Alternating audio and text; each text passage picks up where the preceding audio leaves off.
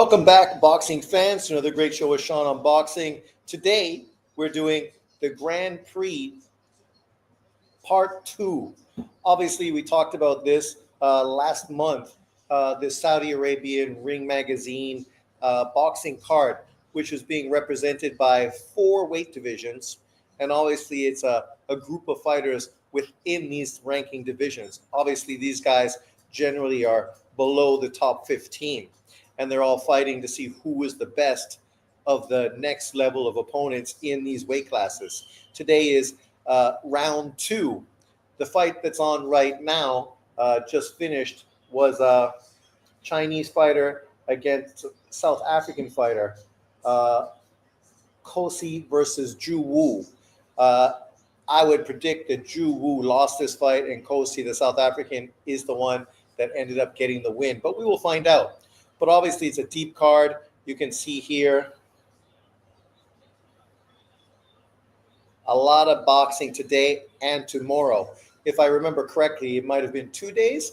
Obviously, two weight classes on one day, two weight classes the next day. And then obviously in July, we're going to be moving to round three, and it's going to continue to move towards a final sort of World Boxing Super Series type of champion. What's up, Jaime?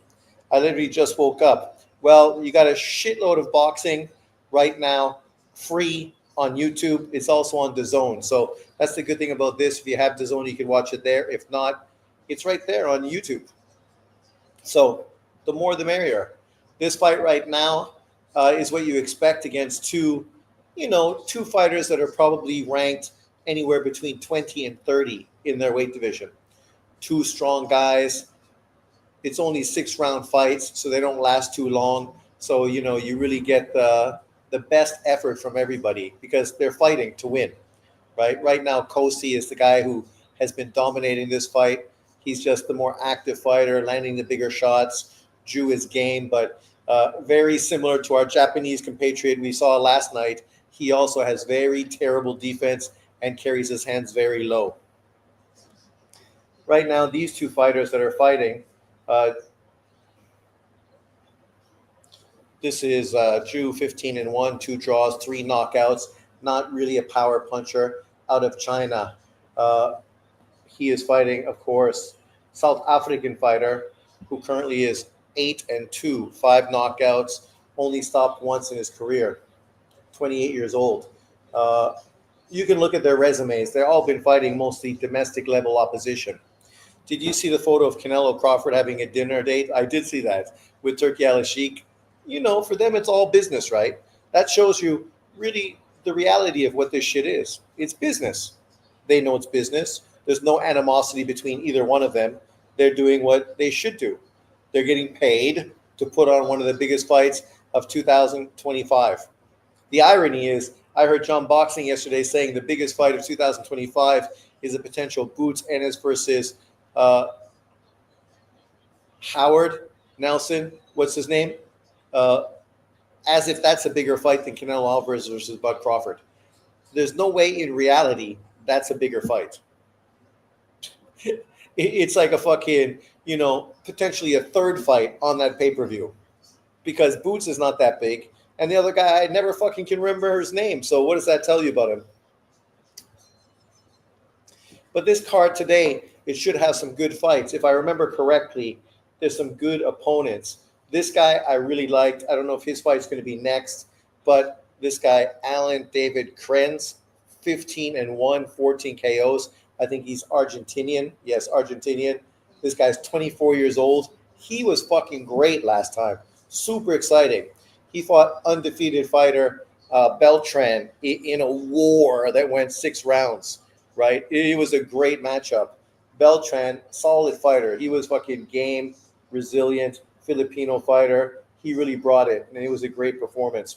So I do remember him. I'm trying to remember which other people from this list I remember. There's so many guys, right? It's hard to remember everyone. I mean, literally, there's fucking like 15 fights on this fight card. I do remember this guy, amateur fighter from Kazakhstan, 6-0, 2 knockouts. I would try to say his name, but I am not a linguist. So I'll keep it simple. Uh, what it do, Sean? What it do, brother? What division is it today, Sean? Sean, I'm glad Indiana won yesterday to take it to Game 7 because I can't stand Shea's flopping, getting all the free throws. I hate his style. I agree. I know he's Canadian, and in a sense, I'd love to see my Canadian brethren win MVP and a world title. But to be fair, I don't like his style. I also don't like what's his face's style either from Indiana. But I feel Indiana, you know, they have a good team. I felt that they would be competitive. Going to Game 7 is a good thing. We'll see which one wins, but it shows you it was definitely competitive, right? The fact that it's going to Game 7. Halliburton, yeah. Who's win? The South African?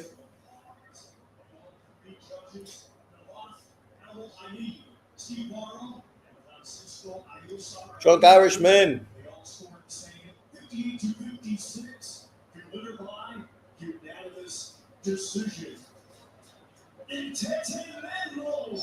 Intete Lelo. Lelo. Intete. Sean, where does the Liverpool want to sign Mark Gay, the central defender from Crystal Palace, and are looking at Isaac from Newcastle? I know. As a Liverpool fan, the rich just get richer. If we end up getting fucking Gay, which we need because potentially what's his face is not going to re-sign a contract, so we're either going to sell him or he's just going to leave on a free next year. So it's good to have a guy like Gay take over that position for him. And then fucking Isaac. I love it. Love it. What's this? Fucking Harry Kane dressed up like a boxer. This is must be the US tournament right now that's going on. But talk about a good advertisement. I saw Messi's team won today. It's cool that they're doing it like boxing format, since it's like boxing and they're going to show that like that. All the guys like, wearing the jackets, doing everything. That's cool. I'm surprised people are so down on this World Cup. I don't understand. If you're a football fan like myself, I'm super excited, right? I love to see these teams from Argentina and everywhere else that I never get to watch against legitimate teams. PSG 1-0. Norman getting some solid wins on his resume, even though no champs. Norman steps on boots. Man, you always say the craziest shit, Evan. Always the craziest shit. Haney won't fight him, so can he maybe get the Uzbek guy next? No one expected the Pacers to make it to Game 7. I did. You can go look at my prediction. I said it was going to be a very competitive league, playoffs, because both teams are very deep, very good, and I felt Siakam was going to be very difficult for the Thunder to stop. And so far, Siakam's played great. Turner, disappointing. I'm a Pacers fan. I hope they win. It'd be great. Indiana, one of the biggest teams in basketball, the NBA, and they've never won a world title. So I think it'd be fantastic. Who's fighting now? Lozano. Who's this? Lozano. Where is this guy? Ah, there he is. Lozano.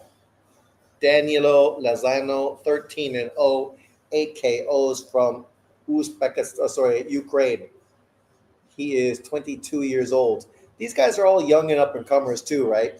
He's going to be fighting this kid, Eric Basran, 8-0, 3 KOs from Canada. Canada, let's go Canada. Hey, Canada. Oh, Canada. Shea has 8 turnovers yesterday. I like Shea. Don't get me wrong. It's just he's got a boring style of basketball. That's it, right? Halliburton as well. Halliburton got that Magic Johnson fucking set shot. It's like, fuck, man. That shit looks so awkward and so weird. You figure it shouldn't be hard to defend because he ain't even jumping.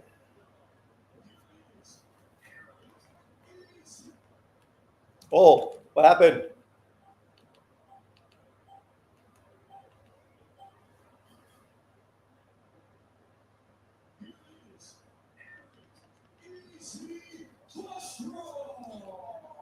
Go Canada. Canada representing. Hello Ninja, you the man. You the man. What's up, Sean? These new up and coming boxing projects are stacked with good fights. Shout out to Turkey and the new Ring magazine. This is what we want to see. Well, that's it, right? Like, I mean, people are critical of this whole boxing thing Turkey's doing with the UFC, but in turn, it looks like it's going to be a fucking great deal. And apparently, it's going to be on ESPN potentially as well. So, I mean, for us fans of combat sports, I mean, there's no reason for us to be hating. I'm excited. Jay says Shea is one of the only superstars with a mid-range game. Well, that's true. Mid-range games have long went out, which is crazy because I was a point guard with a great mid-range game, not a great deep game. Could go to the hole left and right, and had a very good mid-range game, posting up as well, even for a midget like myself. Round one, Lozano, the Ukraine, versus Basran from Canada. You can see these two guys have very good amateur pedigree, long outboxers, both fighting behind educated jabs. This tournament is also put on by the WBC. So even though we criticize the WBC and a lot of the bullshit they've been doing with Turkey Al Sheikh, it's ironic they're still working together, right? Like, no matter what Turkey Al Sheikh and everybody says, they still seem to work with everybody, regardless of, uh, you know, things agreeing or disagreeing. It always ends up getting done. So that's great. I'm happy to see promoters and people work together, even if they disagree. Bob Arum, Don King fucking hated each other.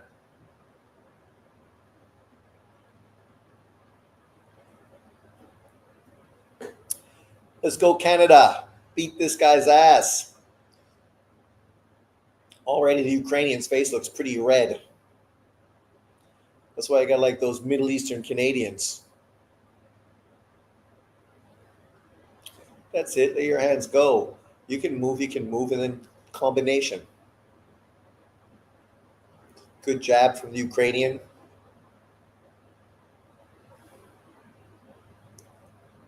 Oh, big left hand from the Ukrainian. He caught fucking Bastian with his hands down. I don't understand these guys always moving with their hands down. You can be slick, but you better fucking make sure you stay sharp and tight.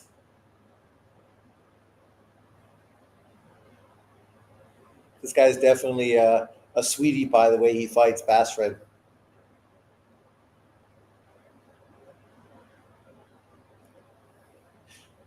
You would never think the Ukrainian fighter wouldn't be as slick a boxer as a Canadian. It goes against type.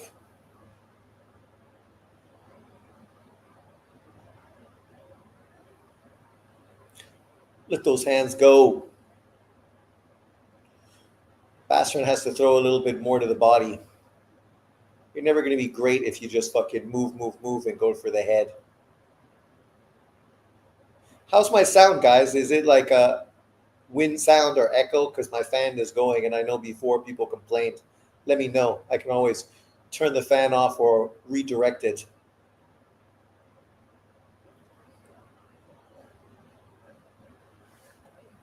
Dwayne Wade and other superstars from the past. Well, I mean, you're too young, obviously, man, because there was a whole generation of mid-range guys. Bernard King, Mark Aguirre, like fucking everybody was mid-range back in the day. Everybody, right? Even fucking McHale and Bird, great mid-range games. Everyone had solid mid-range. You think about playing in the park. When you play in the park, you can't live and die from 3-point range because if it's windy and shit, you're fucked. So you got to have a mid-range game, right? Because you can't always get to the hole. Some guys are tall, long, great defensively. So you got to be able to get to your spots. and hit those mid-range fucking shots. That's why I had a good mid-range game. I played a lot outside more than necessarily inside. But mid-range, man, Sean, imagine Shea 10, 15 years ago, he wouldn't get the same amount of free throws. No chance. And nowadays, right? Fucking, that's why I did not like Harden either. Hollow Ninja, thank you very much. July is stacked with amazing fights. July usually is the hottest time in the year. July is peak summer. Makes sense for all these fights to show up, man. Well, and it's also the point of the season where there's no other big events, right? So you don't have a lot of competition. You have baseball, but there's no NFL, right? NBA is over. So, it's the best time to put out big events because you don't have a lot of competition to deal with. Well, free throws. Free throws, the way they let free throws ruin the game now. You got to earn a fucking free throw. No blood, no foul. Not all these touch pussy fucking fouls, man. What's up, pound for pound? Oh, nice up jab by the Ukrainian. Round two. I think the Canadian guy won the first round, but the way the second round is warming up, the Ukrainian is getting into range a lot better. I just wonder if the Canadian guy can move like this for 6 rounds. I know it's only 6 rounds, but still, he's moving a lot. Another big right hand from the Ukrainian.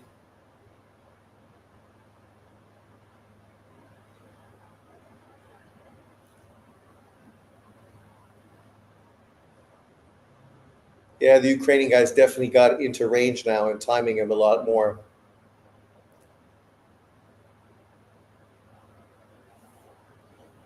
My Canadian brother starting to get pieced up.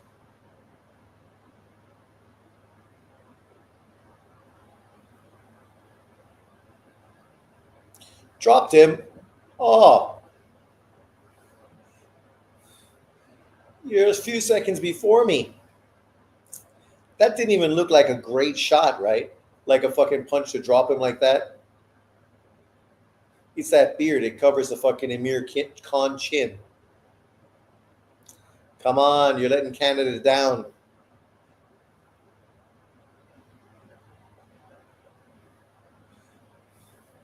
Hudkin and Holden. He's like fucking Devin Haney in there. No chin, too much movement, and loves to hold. Hey, Devin. People have been talking about the Devin Haney fucking uh, junior fight. Man, I don't think Devin Haney wants that smoke. I think he's going to get his ass beat the fuck up if that fight happens. Oh, stop whining. That punch didn't have anything on it.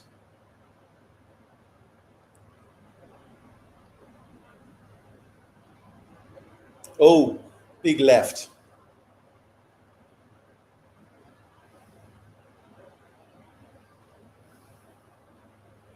Good round for the Ukraine.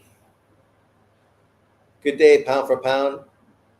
You spoiler, pound for pound. I'm talking about my friend. He said none of the girls are jealous of Caitlin Clark. I told him, bro, then explain the physical assaults on her, man. People say that, but they're full of shit.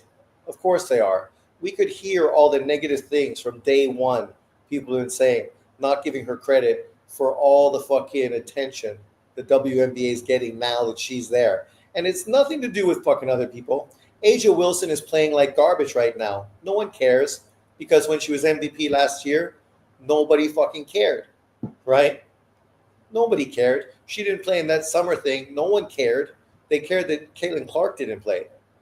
When Caitlin Clark doesn't play, nobody watches, right? Even with Beckers. And I mean, I'm interested in Beckers, but most people don't give a fuck. I thought he was on the same time as me. Was a nice shot. We've all done it. Yeah. It's no big deal. Just hold your enthusiasm for a little bit. Uh,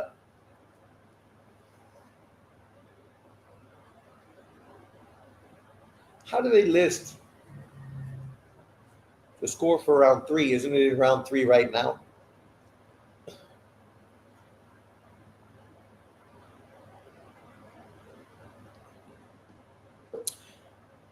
They listed round three, but it's in the middle of round three. So you already know who's winning round three. You move too much, man. That's the problem. Ah, yes, Ukraine. Rip those body shots. Rip those body shots.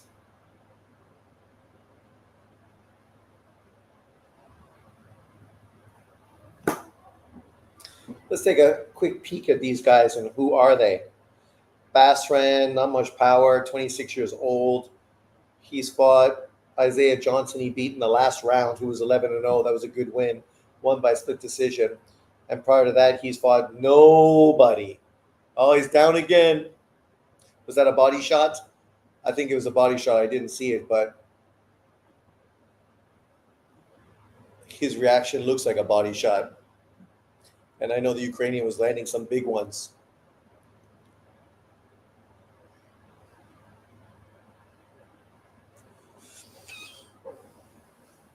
The end is near.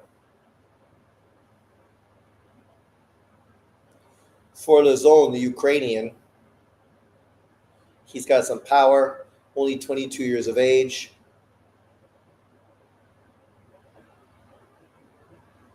His resume, a little better. He's been fighting some not bad guys, 8-1, 9-3, 6-2, 10-1. So a bit more experience.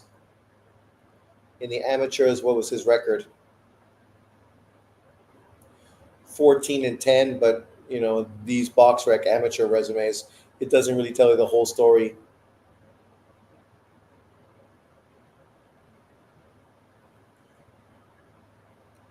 My Canadian brethren, what's his amateur resume?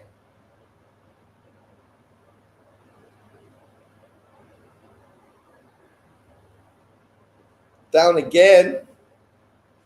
Come on, my brother. Yeah, his amateur resume is even better, 29-7. Very good amateur resume. Fights over. Crumbled. My brethren, what you doing, man? Oh, I fought Kurt Walker, lost to Kurt Walker. Good Irish fighter. Lost to Kurt Walker 2 times. Hollow Ninja, the man, the myth, the legend.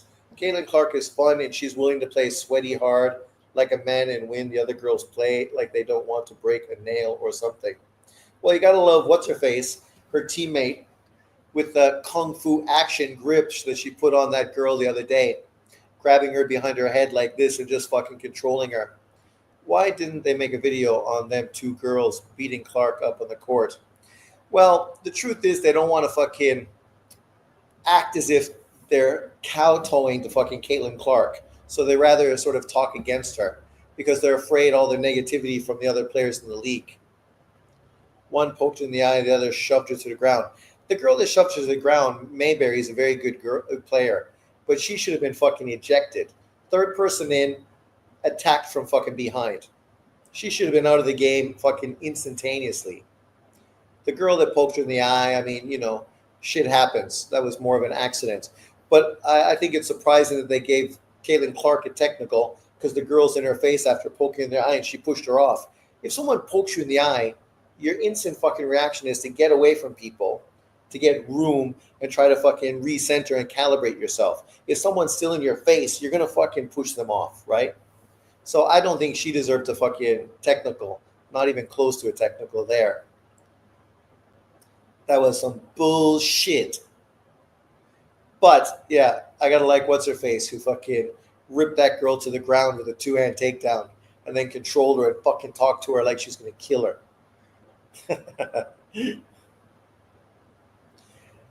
Even though Caitlin Clark lost today, they lost in, I think, the semifinals or finals of the in-season tournament. Clark didn't play so great today. She had a good all-around game, but obviously they were playing good defense on her, stopping her from being effective. What was the score? Mercury won, beating the Liberty and the Valkyries. The Valkyries, a brand new fucking team, right? Ended up winning. It just shows you, man, you can put a team together with players, refugee players, and do well. Yeah, Caitlin Clark, what did she put up? 34 minutes, 11 points, 9 assists, 7 rebounds. So good all around point guard type of game, but she didn't deliver those big threes they needed to win.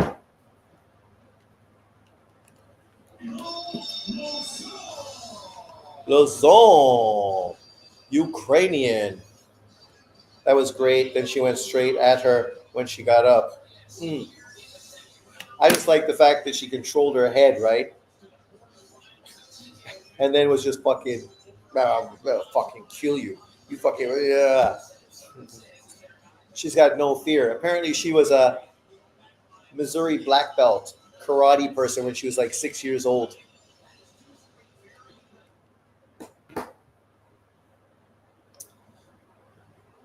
Caitlin Clark definitely needs some players on her team fucking who got her back. Unfortunately, those girls, man, they just don't fucking get each other's back like they should. Like last year with all the bullying Caitlin Clark was getting, none of her players jumped in there and fucking went to town. Like, come on, man. People are bullying your fucking teammate. You get in there and you let them fucking feel it. So they know next time they do that shit, they're gonna get fucking hit again. And they're gonna feel it one more time. And then they'll start thinking twice about playing dirty shit. The kind of teammates that she needs. Exactly. And she's also sexy as hell too. Sophie Cunningham. Not just the sexiest player in the fucking WNBA, but also fucking a mad dog. I gotta respect that about a girl. She just needs to be more efficient. She has a nice pull-up jump shot. She should be using in the mid-range instead of 3 points away from 3-point line. Well, obviously she needs to use her mid-range game, but they're double teaming her, they're pressuring her. Every team is playing very focused on meeting her at the half court and getting the ball out of her hands. And they figure if we're going to lose, we're going to make the rest of the team beat us, not her. So it's always going to be difficult to find your shots, right? Especially when they're taking the ball out of your hands. And like today they put fucking clamp down defense on them. Into the fourth quarter, what was the score? 69-62. And I'm looking at that going, what is this, man? High school basketball? 69 points, and we're in the fucking final 5 minutes of the fourth quarter. But you know, those girls can't make a fucking layup, right? That's the problem. Like when we look, you can look here where they got like the play-by-play shit. You scroll through and it's like Fever with a turnover.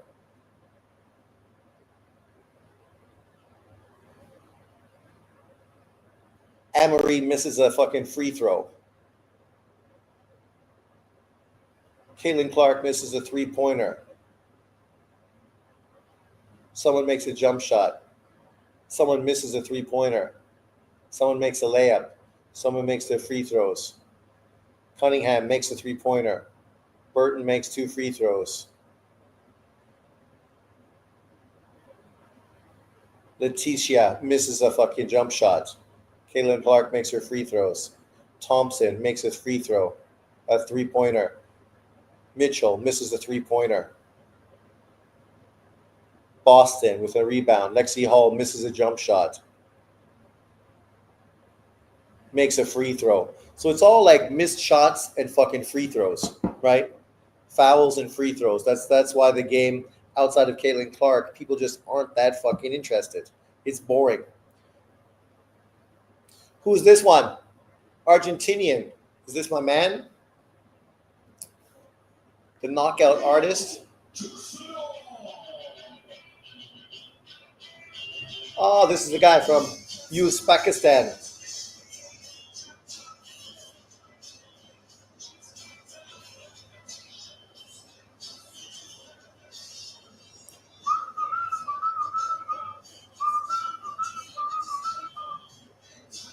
Him. 6-0, 2 knockouts. The guy he's fighting, I remember. Dutra. 15-0, 9 KOs from Argentina. He knocked out his opponent in the last fight in the 4th round. So Should be a good fight.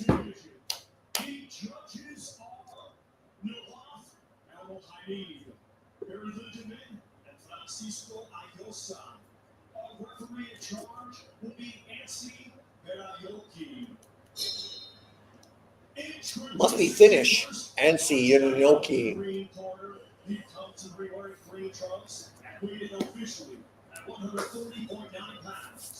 44.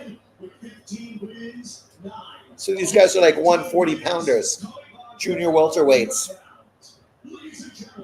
Alan Dutra.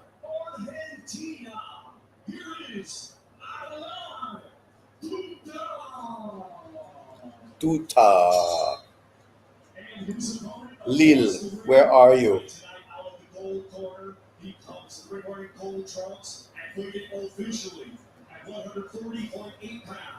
From Uzbekistan.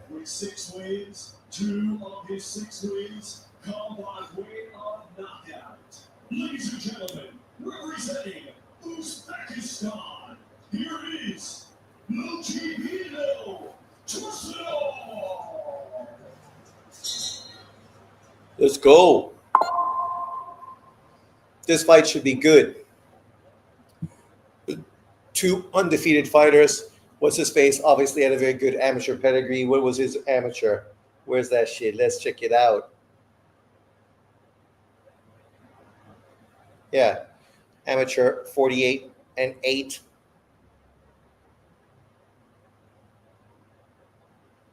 Dutra, obviously not as good amateur resume. No amateur resume. Here we go, boys. Oh, Lily, where are you? Lily. Round one.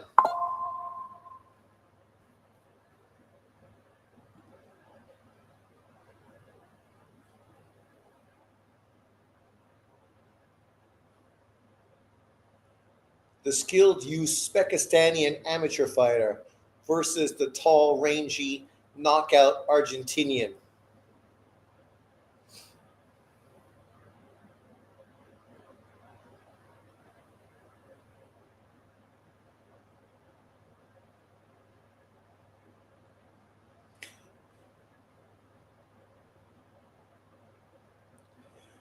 The Argentinian guy needs to utilize his jab more. He's taller, rangier, but there you go. Snap that jab out there. Throw that jab. Snap it out. Oh, good jab to the body from Uzbekistan.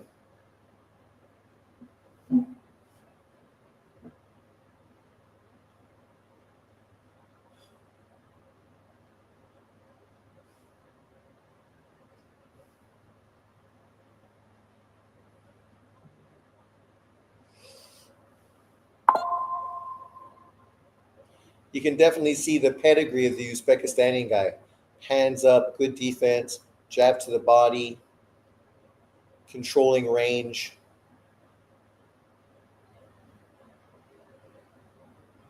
Good left hook to the body from him.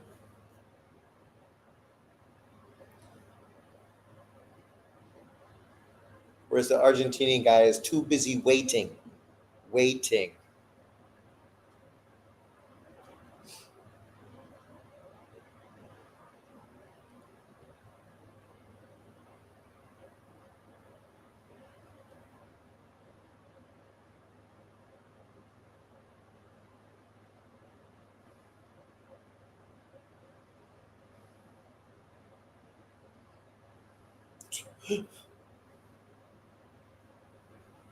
Good body work from Uzbekistan.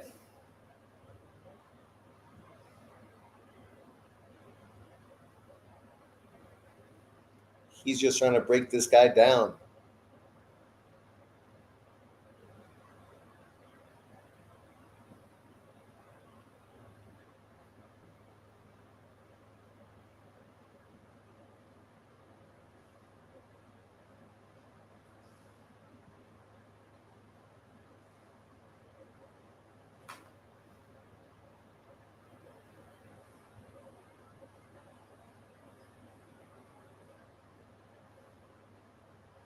So far, it's easy work for Uzbekistan.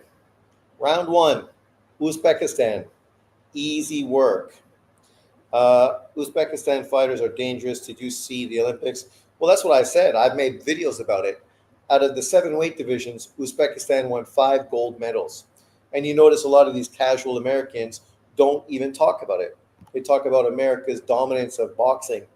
But in the Olympics, we saw who was dominant: Uzbekistan. 5 golds in 7 or 8 weight divisions, whatever it was. Like, that's domination. They didn't win medals, they won gold medals. And they could have potentially won more as well. One of the other guys, I can't remember who, I think won a bronze medal in one of the divisions. And they just keep producing young, up and coming fighters, right? For a small country, they're all about combat sports, man. These dudes live and die that shit. Round 2.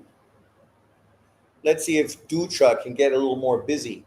See, that's the problem. You're long and rangy, but you don't control distance behind your jab. So basically, you're backing up.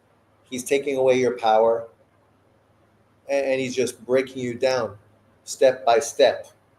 Good body shots, getting into range. He's a shorter fighter.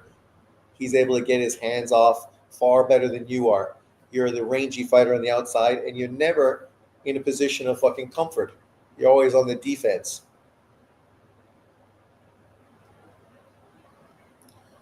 And as I said, in the first round, Dutra had a great knockout. He looked really dangerous. Oh, that was a crazy uppercut from him. He's starting to unload, but that's the thing. Every punch with him is fucking trying to drive it through the wall, and he's missing the majority of them. There you go. Move, throw that jab when he gets into range. Let your hands go in combination. You don't have to load up.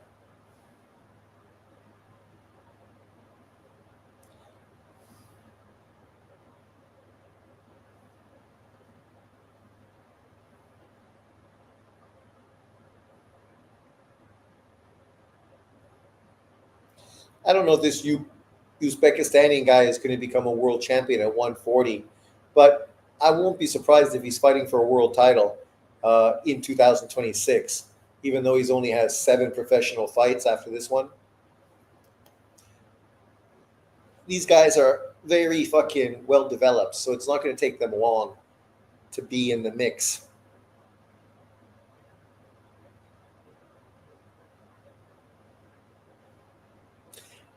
He's trying to throw that Golovkin fucking punch.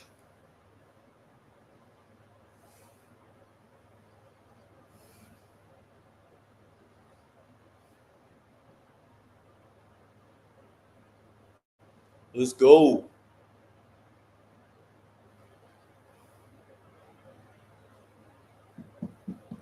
That jab to the body, it's great. Fucking spear to the gut.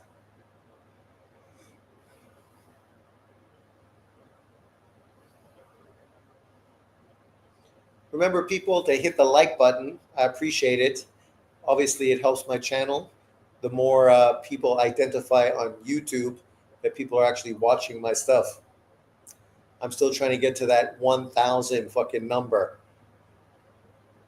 I keep staying at about 850, going up to, going down to, going up to, going down to, never fucking passing. So help a brother out. It's been a year since John shut my channel down, so it'd be nice to get to that 1,000 number that I so desperately need. But round 2, so far this has been easy fucking work for the Uzbekistanian.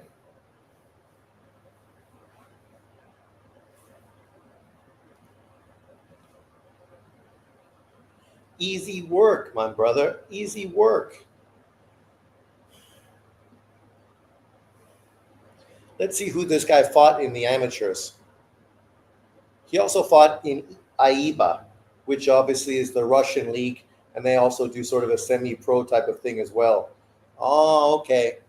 He lost to gold medal Cuban Lazaro Alvarez, who just fought recently in a 6-rounder there. Whereas my man, who I'm a big fan of, beat Lazaro and Aiba. There he is. Albert Batagayev beat him, but Uzbekistani guy lost. Round three. Let's see if the Argentinian can fucking let his hands go.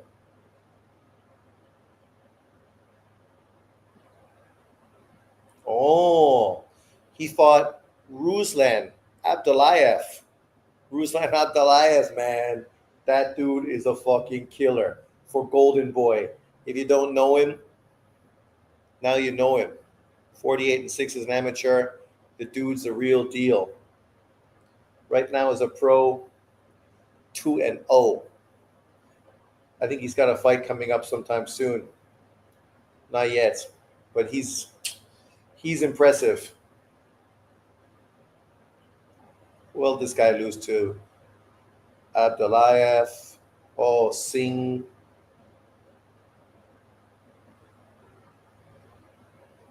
All these crazy Eastern Europeans. Oh, lost to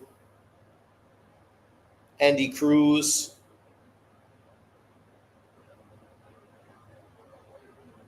It just shows you the level of competition he was fighting in the amateurs. Elite, top fucking dudes for sure.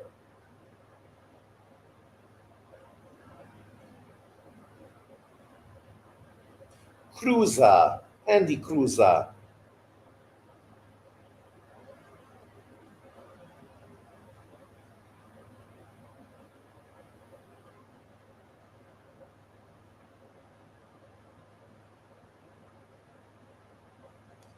Oh, sushi tomorrow. Nice. The last class with my private until he goes on a cruise with his family to the Mediterranean. So $60 for class and then sushi for dinner. Not too bad.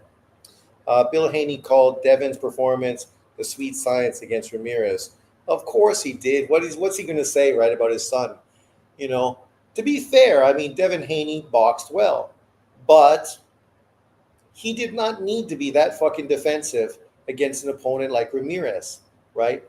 He held too much. He moved too much. He never fucking threw enough. He never showed any fucking interest in trying to make a statement. And you want to be paid millions of dollars against top level competition, but then you're not fucking pushing your foot to the pedal. I mean, what do you think people are going to feel about those kind of performances? They're going to be ultimately disappointed because you're just not showing any fucking intrigue at all to do something serious. Haney is food at 147. I think so. I think he's food at 147, unless he fights 140-pound fighters that are coming up like him. That's probably the best thing he could do. But if he's going to fight a legitimate fighter at 147, maybe Mario Barros he could beat. But you fight what's his face, I think he's going to lose. That punch wasn't even that low. Come on, man. Like, you jump in for the low blow, but it's like, come on. And then the dude overreacts. Dude, that low blow fucking wasn't anything. Like, literally, that was on the side, on your hip. It wasn't near your fucking cock. Not at all. It's not pulling your fucking thing down. He's like hitting down on your fucking cup, on your hip. Round 4.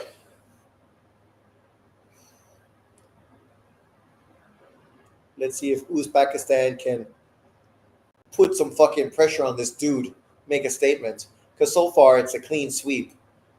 The Argentinian guy just looks out of his depth. Too busy loading up on power shots, not throwing enough, not landing enough, not able to fight on his back foot.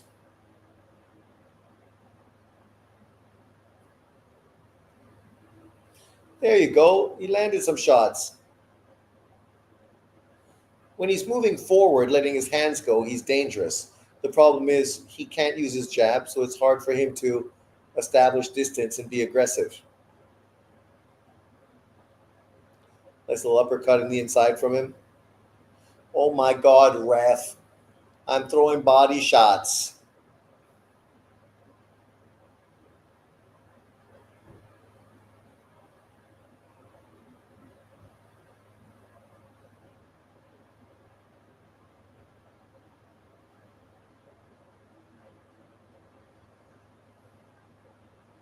Now the fight's heating up. Round three, motherfuckers are mixing the shit up, letting hands go. Well, Argentina knows you already lost 3 rounds, man. Like, you better fucking do something in the last 3 rounds or you're done.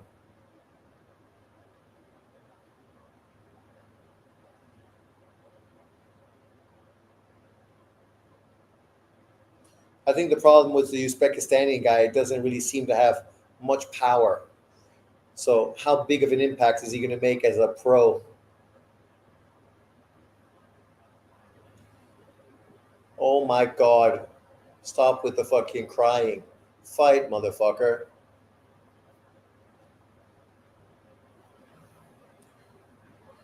Sean, why do people say Angel Reese is better than Clark? Because Clark is white and they can't imagine a white girl being better than a black girl.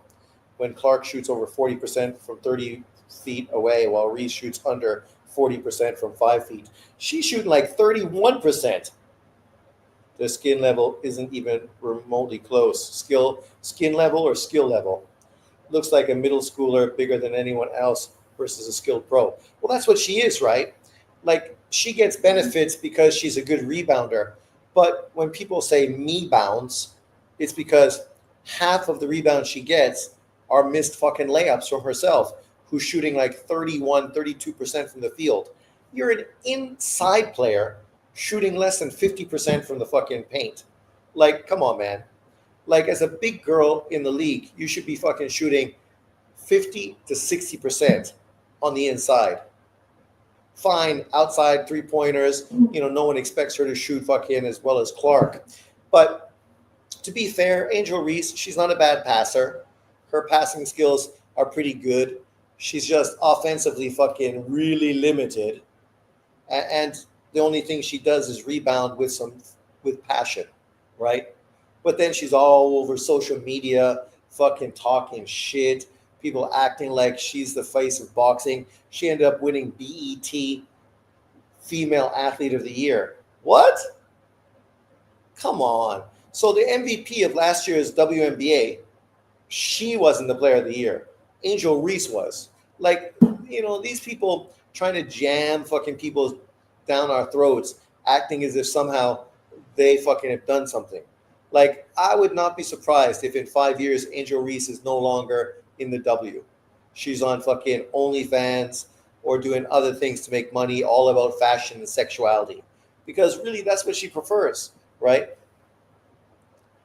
As far as her game, man, she's living on what she did in fucking university when she had a fucking way better team with way better fucking teammates. So of course they won. And then they ended up losing the next year and she cried and made excuses.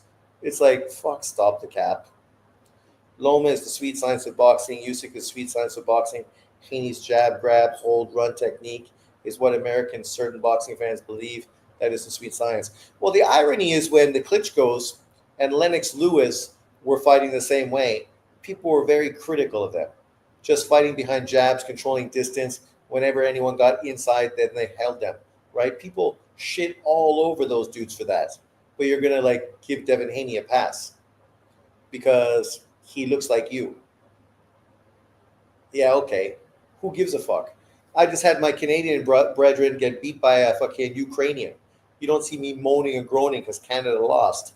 The better man won. End of fucking the story. I don't need to make excuses. The better fighter, 9 times out of 10, is going to win unless they fucking get robbed.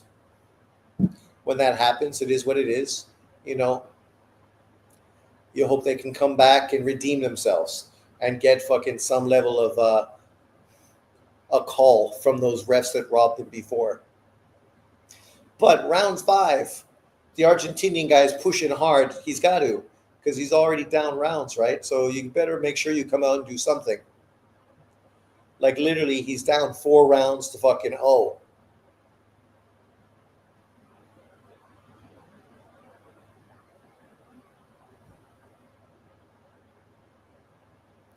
The one negative about these fights, they're only 6 rounds. So a lot of guys potentially are not going to get the knockouts and the impressive wins they would get if it was like a real 10-rounder, because you're losing those 4 extra rounds where you can break a guy down, wear him out, and potentially stop him. Evan says Norman is sweet science, can stand his ground, punch with both hands, go to the head and body, and is a set to counterpunch. Well, he's a boxer puncher, right? Boxer punchers are the best of both worlds. You get a guy with skill who fucking goes in there and wants to fucking knock your head off. So when the opportunity to land big punches is there, he's throwing shit. He's also aggressive. So he is there to also get hit more, which obviously makes for far more exciting boxing. He's way more skilled than Haney. Norman is what people think Shakur Stevenson and K. Crack Davis are. Well, Evan, you just always hating on top ranked fighters, man, which is ironic because Norman is top ranked. Keyshawn Davis is a far better fighter than Norman. He's just a more versatile fighter, faster, more rangy, better movement, right? If he was to fight Norman, Norman wouldn't look like he did last night against a fucking defensively flawed Japanese fighter who can only come forward and doesn't even have an effective jab to control range. It would be a very different fight against Keyshawn, who would hit him with fucking crisp jabs and fucking combination punching with real heat on it, and crisp and sharp. I'm a massive top-ranked fighter fan. Keyshawn is not far better than Norman at all. Norman has a better resume for sure. How does he have a better resume? Literally, there's one person you can name on fucking Norman's resume. One. And then what do? You shit and criticize fucking Keyshawn's resume.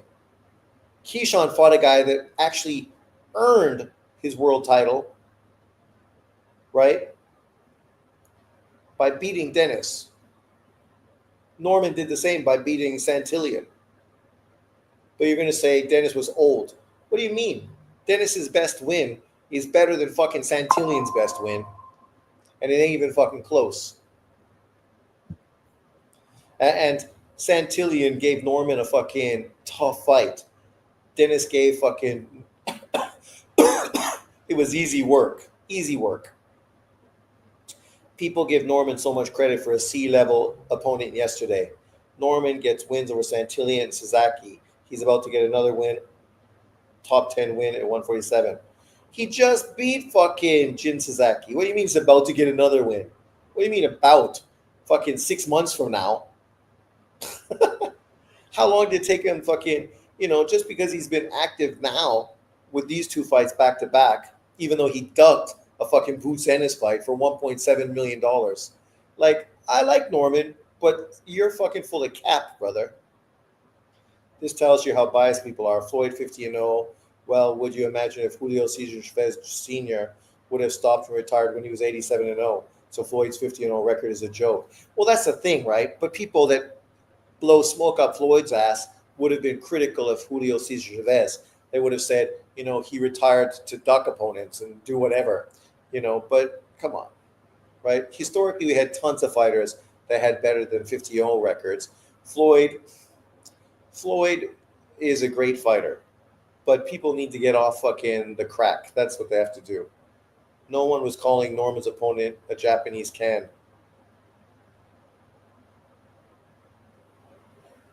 No one was calling Norman's opponent a Japanese can. I was. I said Norman's going to knock him out inside 6 rounds because Jin Sasaki has no fucking defense and is tailor-made for Norman's power and speed. It wasn't a tough prediction.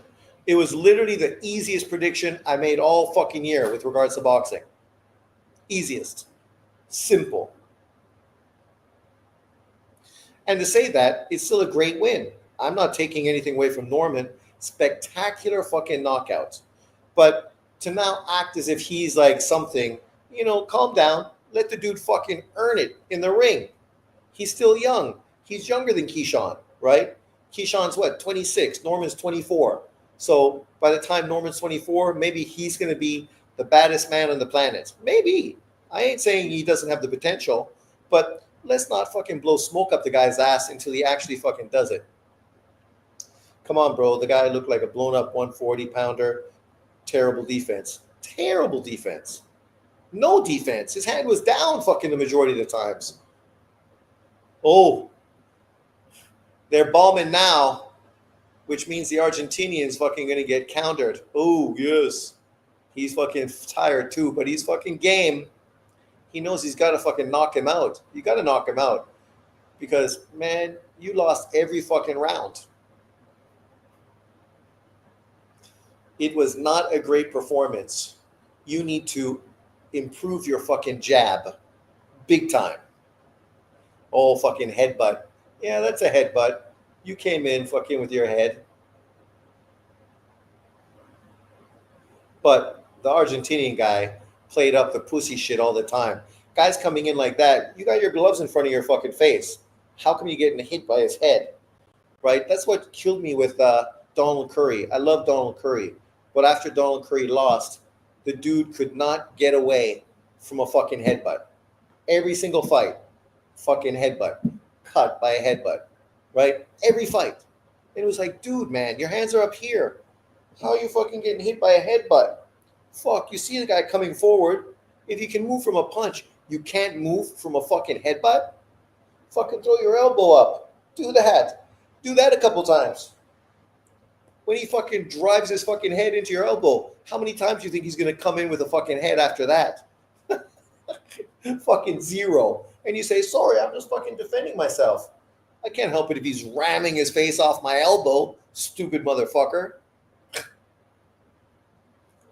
That's what I meant, Sean. Some people claiming Norman's a world beater. Well, people are claiming he's a world beater. And to be fair, styles make fights, right? Ladies and gentlemen, after 6 rounds of boxing, we go to the judges' scorecards. Judge Nohaf, Al Hamid scores it 57-57, even a draw.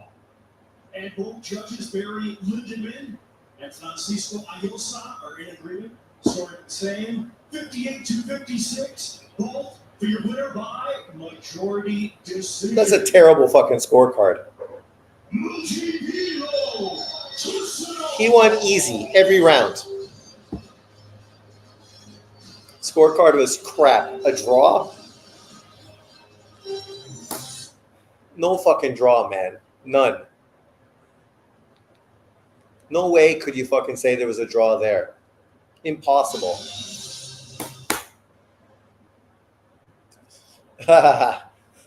Chavez, Jake Paul. I'm no fan of Tyson or Wilder, but man, that trilogy was awesome. He has power, excitement, drama. I think, though, if Wilder had Joshua fight, I don't think it would live up to it the way Tyson and Wilder did. Well, the reality is it was never supposed to be so good, but it definitely turned good, right? You know, they cherry-picked fucking Fury, and Fury ended up exposing them because he was always the better boxer than Wilder. He was always the better fighter. They just felt he was shot, not focused, and easy fucking pickings. But unfortunately, even though he was, Wilder was still so fucking limited, he still couldn't beat him.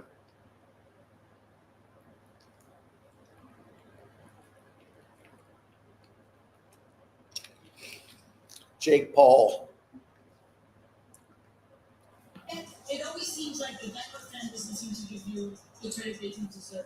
I don't really care. You know, I've seen who they. It's because those ugly fucking earrings. I don't care who they criticize, and meanwhile they're hyping up these fights where the fighters are throwing 6 punches around.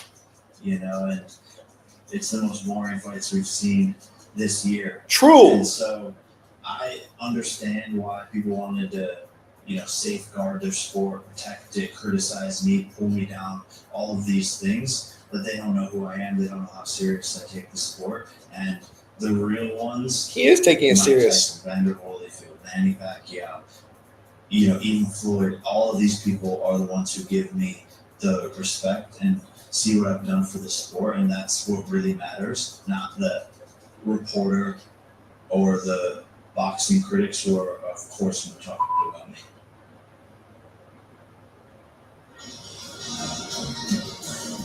I agree.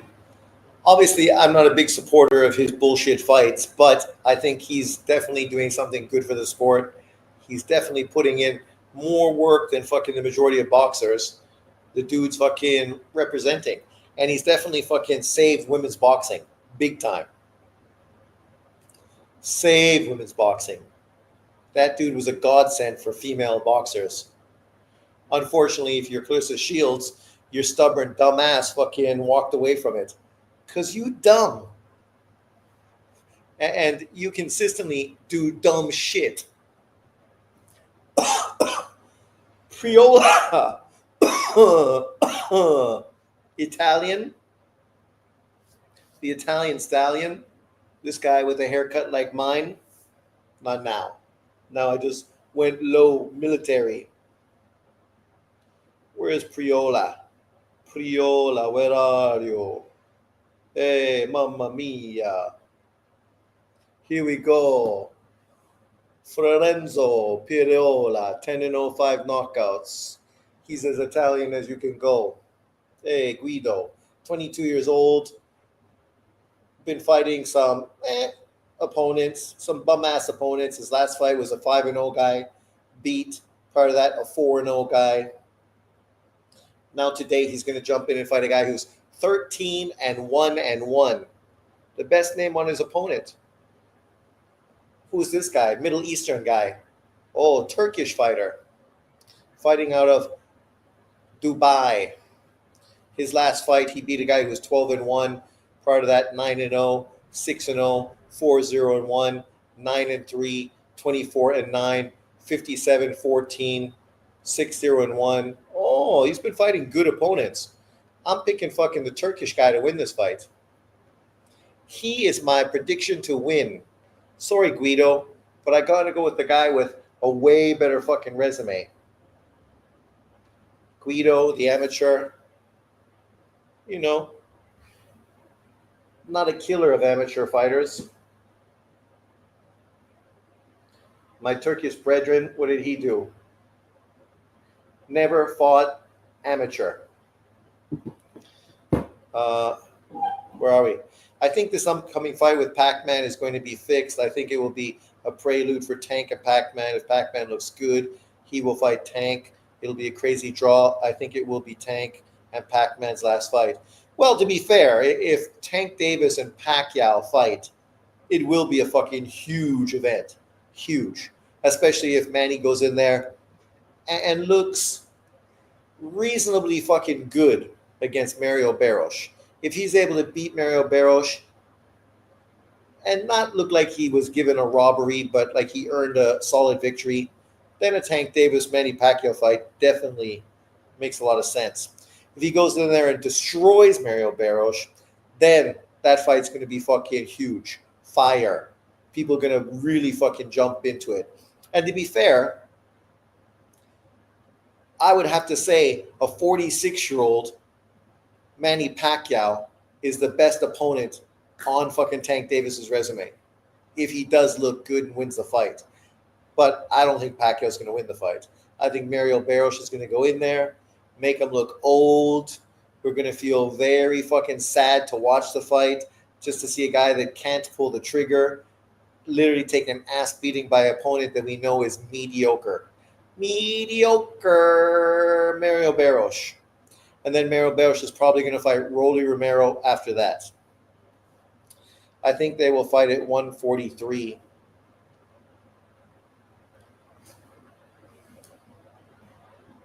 No low blow.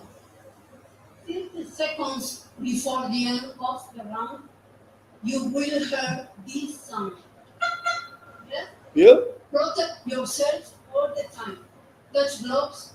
Good luck. That girl's got good hair, but she looks fucking like she's an ex-boxer and got hit too much. Is Manny having financial issues? No, nothing to do with financial issues. People always said that. They've been saying that about Manny fucking for 20 fucking years. Round one. Let's see if the Turkish guy or the Italian is able to win. I know the Italian, he fights behind a good jab, he moves well, but I don't think he's got much power. But he does look the much bigger fighter. Much bigger. But the Turkish guy, I think, is more pro. High guard,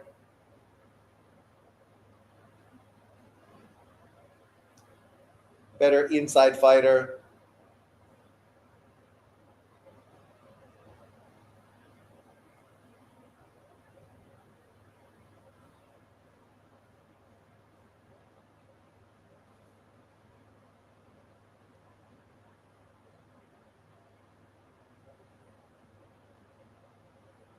Good head movement.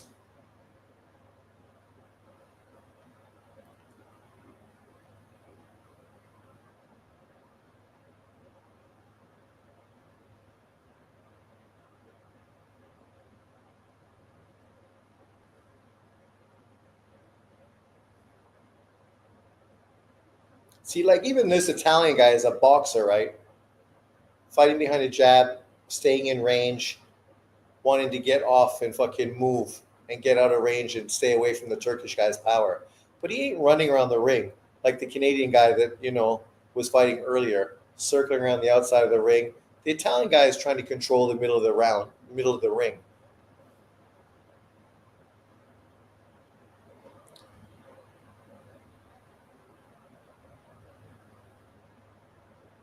You can be a boxer without fucking being really fucking negative in the ring. Uh, did you see the picture that was taken yesterday? Crawford Canelo, their family sitting at the dinner table, eating and smiling. Yeah, I saw that with Turkey. Well, I think it's good, right? You can put on a big event. It doesn't mean you got to fucking hate each other. Obviously, those two guys have the utmost respect for one another. They're both doing great business. Both of them are getting paid fucking career high paydays, right? But when the fight happens, those dudes are going to come. Oh, there he goes, the Italian guy. As I said, you just been fighting low level opposition, man. That crazy podcaster, True Media, was going crazy over it. Crazy in a good way or bad way. A lot of these Americans, they're mental. NBA guys fucking hugging each other. Sports not what they used to be, where everything was fucking violent vigor and hate.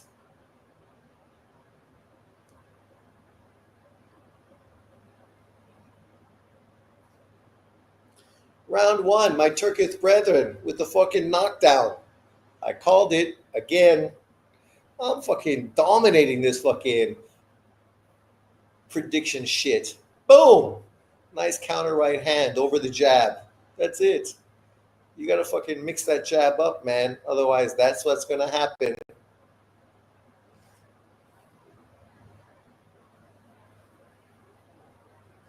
Come on, Guido.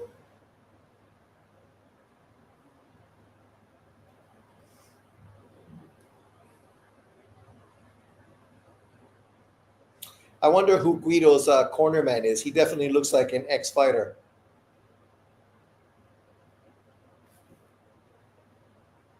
Does it say who's his corner man? Who's in his team? I don't know.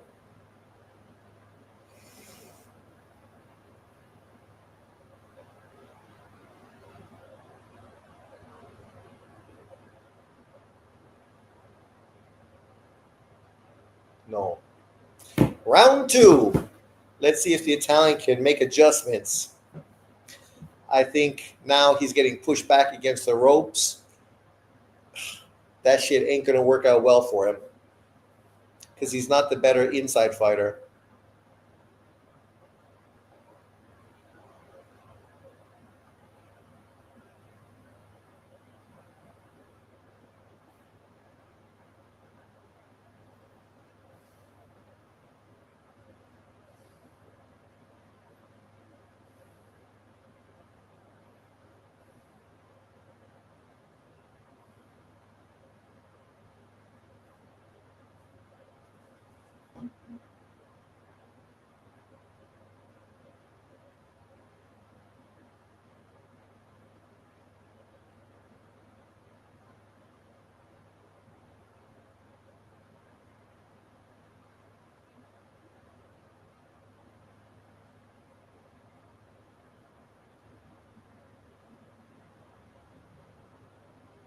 Let's do it.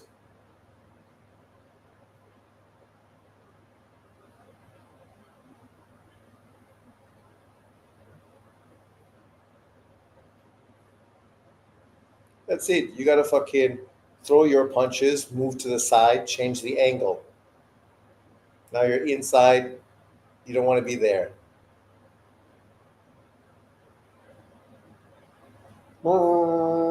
Watch our heads. Come on, they're gonna hit heads. That's just the way it is. Where is it? Bad way. He said Canelo was sucking up to Crawford because he knows Crawford will put a boxing clinic on him. Oh my God. Yeah, okay. That's exactly what's happening. No, it's Turkey Al Sheikh, who respects both of them, inviting them and their families fucking to dinner together. And them, out of a respect of him paying them millions of dollars, saying, okay, why not? Because they do both respect each other. They don't hate each other. There's no violent vigor. This is not like Crawford versus fucking Spence, who for 5 years with his fans consistently shit all over Bud Crawford's career. Canelo Alvarez has never shit on Bud Crawford's career. You know, he just thinks obviously he's a smaller fighter and he's got the advantage, which on paper is probably true. Doesn't mean it's going to work out that way, but we'll see.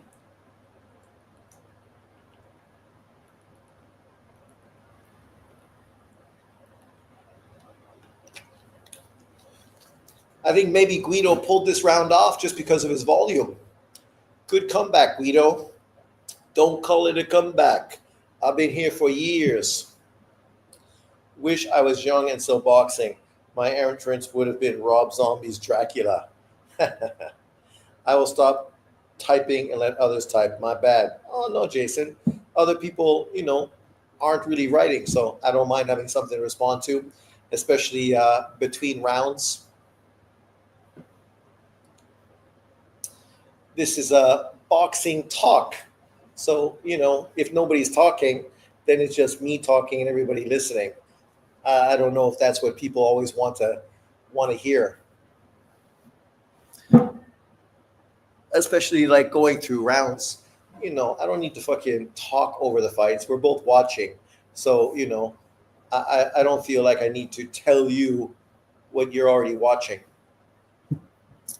Not too much to the point. But here we go. Round 3.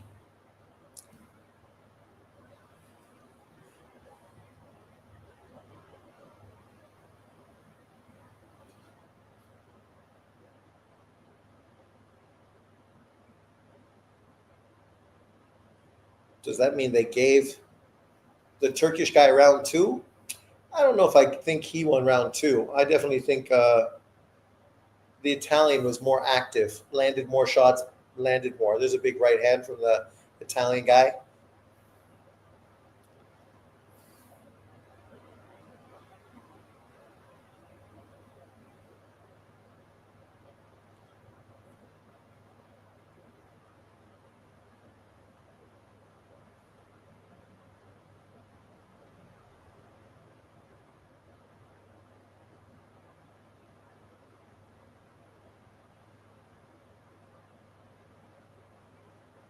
Good combination from the Turkmenistan.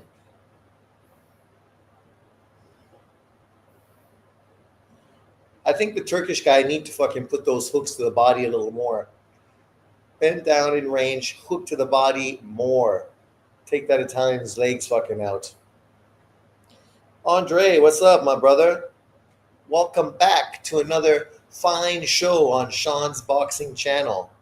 We're looking at Riyadh Season WBC Grand Prix. Round 2. Currently, they're watching the 140 pounders go at it. Italian versus Turkey. Last fight, we had a good Uzbekistan dominance. Prior to that, we had a good Ukrainian beat a Canadian. In this fight so far, it's 1-1, with the Turkish kid getting a knockdown in the first round on a great counter right hand. There you go. Let those hooks go, my brother. Of course, John and the usual suspects won't be that interested because there's not that many black Americans, I think, on this card overall. So I don't know if there's anyone they can actually cheer for in their conscious because you know how fucking racially motivated those guys are. There's a few guys, don't get me wrong, but not as much as they would love there to be. Let's see. Spencer Wilcox. Oh, he's a Canadian too. I remember him. Jude Grant. All these guys with black names that all turn out to be fucking white dudes. Come on. Actually, on this card, maybe there's no black Americans at the 140-pound division.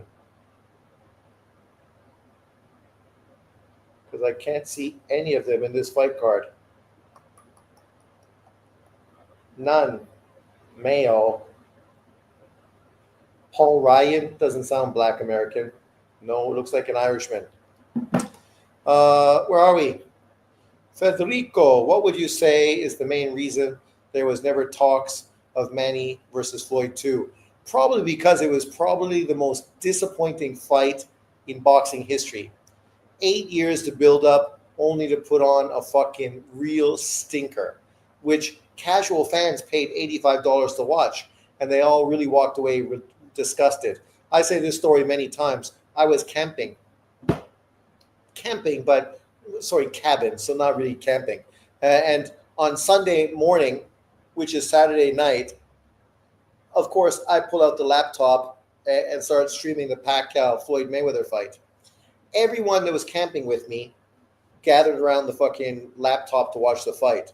Not that they're boxing fans. You have South African girls, all kinds of people, English people, people that not interested in boxing at all. But we all watched it, and at the end of the day, they all walked away thinking that Floyd Mayweather was fucking boring. They said that, not me, right? This is just untrained, casual fans watching a fight and being very disappointed with the way Floyd was fighting. Floyd won because he made the fight boring and took Pacquiao out of the fight completely. But to be fair, this was a Pacquiao that had already been knocked out and already beat twice recently before Floyd fought him. So it wasn't even the best version of Manny. They literally waited him out, fucking allowed other people to beat him and knock him out, and finally jumped on the fight, put on a terrible performance, which fucking didn't want anyone. Literally, that fight almost ruined boxing because really boxing was on an all-time low after that fight, right? Floyd Mayweather fans, they don't want to tell you that, but that's the truth, right? Boxing viewership and fucking attention after that Floyd Pacquiao fight was fucking at an all-time low. And it's taken quite a few years to build back up to where we are right now, where people are really starting to fucking be excited about boxing. Unfortunately, the PBC tries their hardest to fuck shit up, but still, gradually, more and more people are getting interested. We might not have superstar fighters now, but overall, we're getting a lot of good events. Bro, that Chinese president, is he insane? Why? What did Xi Jinping say now? He's fucking not insane, but like all these kind of dictators, these guys, ultimate fucking power ultimately corrupts, right? And so he's an example of that. Floyd hugged more times per round than threw punches. Exactly. That's what those guys do. You get in range where you can actually fucking then throw punches, then they hold you. And they had what's his face who let Floyd hold and let him do what he wanted. So yeah. And I'm not trying to dismiss Floyd and hype up Manny. It wasn't a great performance from Pacquiao either. But we should also remember that Pacquiao was allowed to take medicine for his shoulder in the build-up for the fight, in the training camp. But on fight night, they wouldn't let him take the same medicine they let him use all through fucking training. So when he says his shoulder was hurt, it's not like it was some excuse that came out afterwards.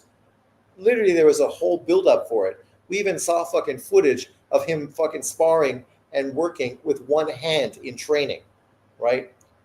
People may forget that, but that's just the way it is. Just the whole invading Taiwan thing. Yeah, don't believe anything you hear. I'm sitting here in Taiwan right now. Everybody else is sitting eating dinner, all casual, and the last thing anyone is worried about is fucking China invading Taiwan.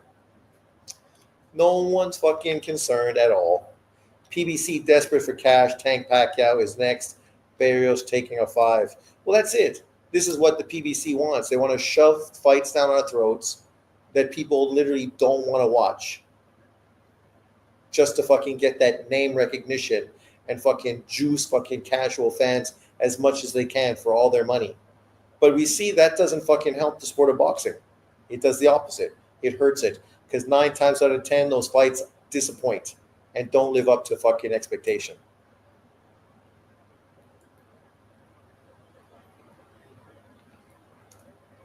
Round 5. You got to give it to the Italian guy. He's letting his hands go. His jab, his right hand, really busy, great endurance. After getting dropped the first round, he's definitely come back and fought very well. All the judges gave him the last round, number 4. I definitely think he's behind on the score right now, but still 2 rounds to go.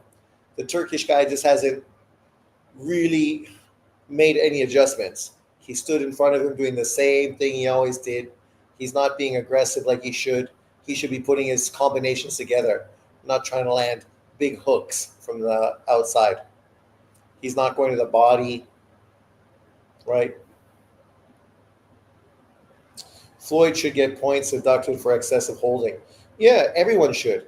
If you hold too much, you should lose a point.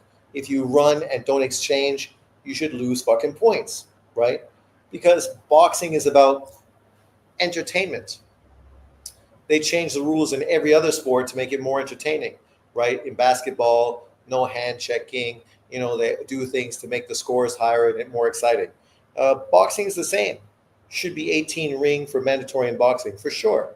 The only time you need anything bigger than 18-18 is potentially a heavyweight matchup, because the dudes are so big. But even then, right? They don't move generally, except maybe Usyk. But outside of him, which of these heavyweights moves around the ring a lot where they need so much room? 18-18 is fucking all you need. And that's far from a phone booth. Come on. There's plenty of fucking room. Plenty of room.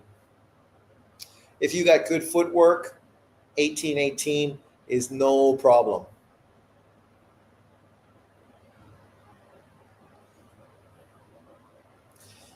I think the fucking Italian guy is making a comeback. He might actually pull the win off, even though now he's got a cut under his eye.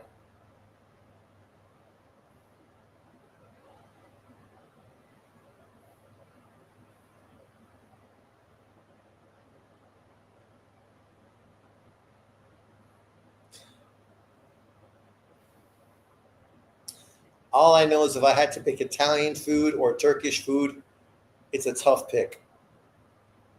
I don't know which one I'd prefer.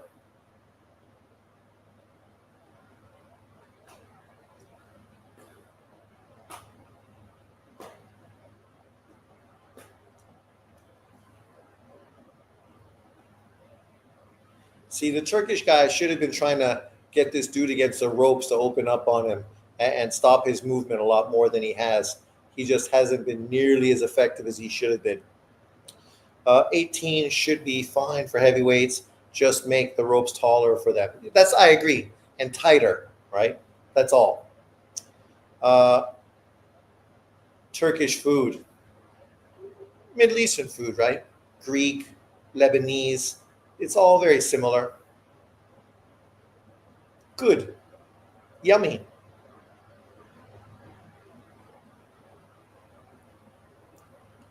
All that stuff is all Mediterranean, right? Turkey, Greece, Italy, especially obviously southern Italy, Lebanon. Imagine the shit Lebanon has to put up with. It's disappointing because Lebanese food is so good. In Canada, Lebanese restaurants are so great and cheap.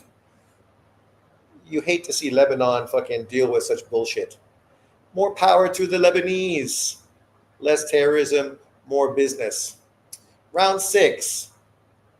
Is the Italian going to pull it off, or is the Turkish guy going to fucking get that final round he needs to get the victory. Let's see.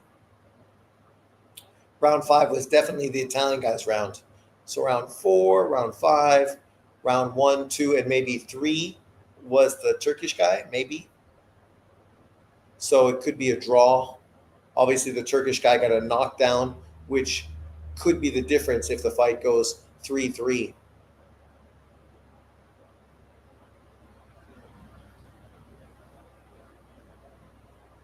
Jamaican food. Jamaican food's the best. You don't have to tell me, Jeff. I'm from fucking Toronto, and my school was fucking right in Jamaican area. So I ate Jamaican food probably 3 days a week. I'd walk up towards the other high school across from that. I'd get patty and cocoa bread with a fucking coconut tart and, some ginger beer, and that would be my lunch. Man, that shit was good. Great. I love Jamaican food. My biggest disappointment when I moved to Vancouver, there was one Jamaican restaurant. It ended up going out of business. And Vancouver's food is great, but they definitely needed that Jamaican restaurant.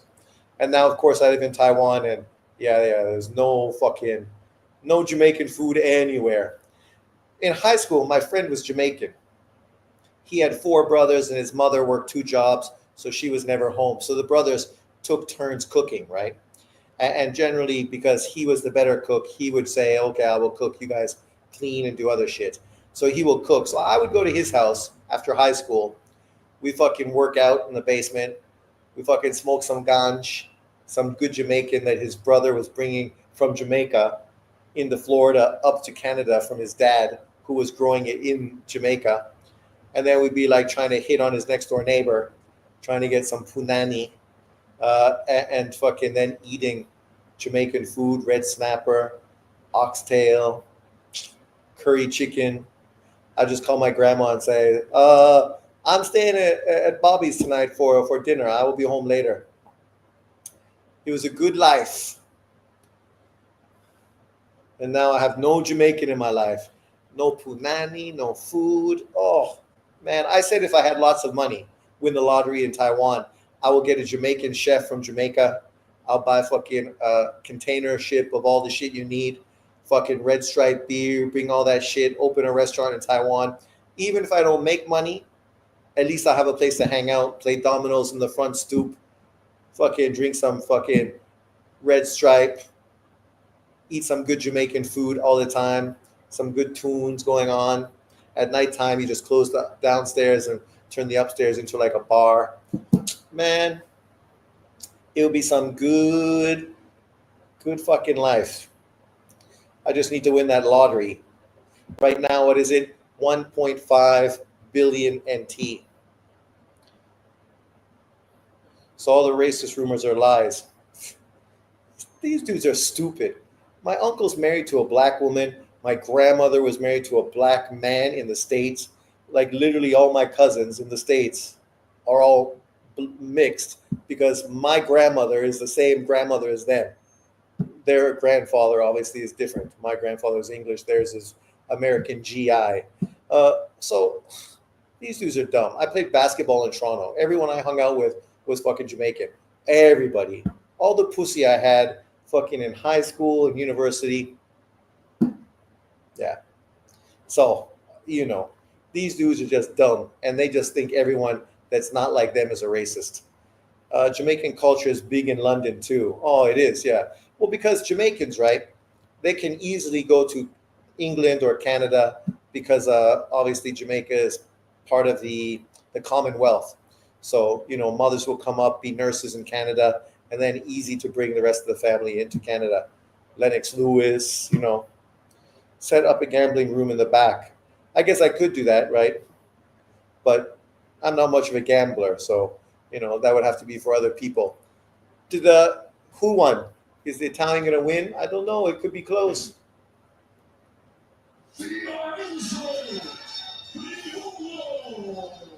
Oh, the Turkish guy dropped the ball, man. He dropped the ball.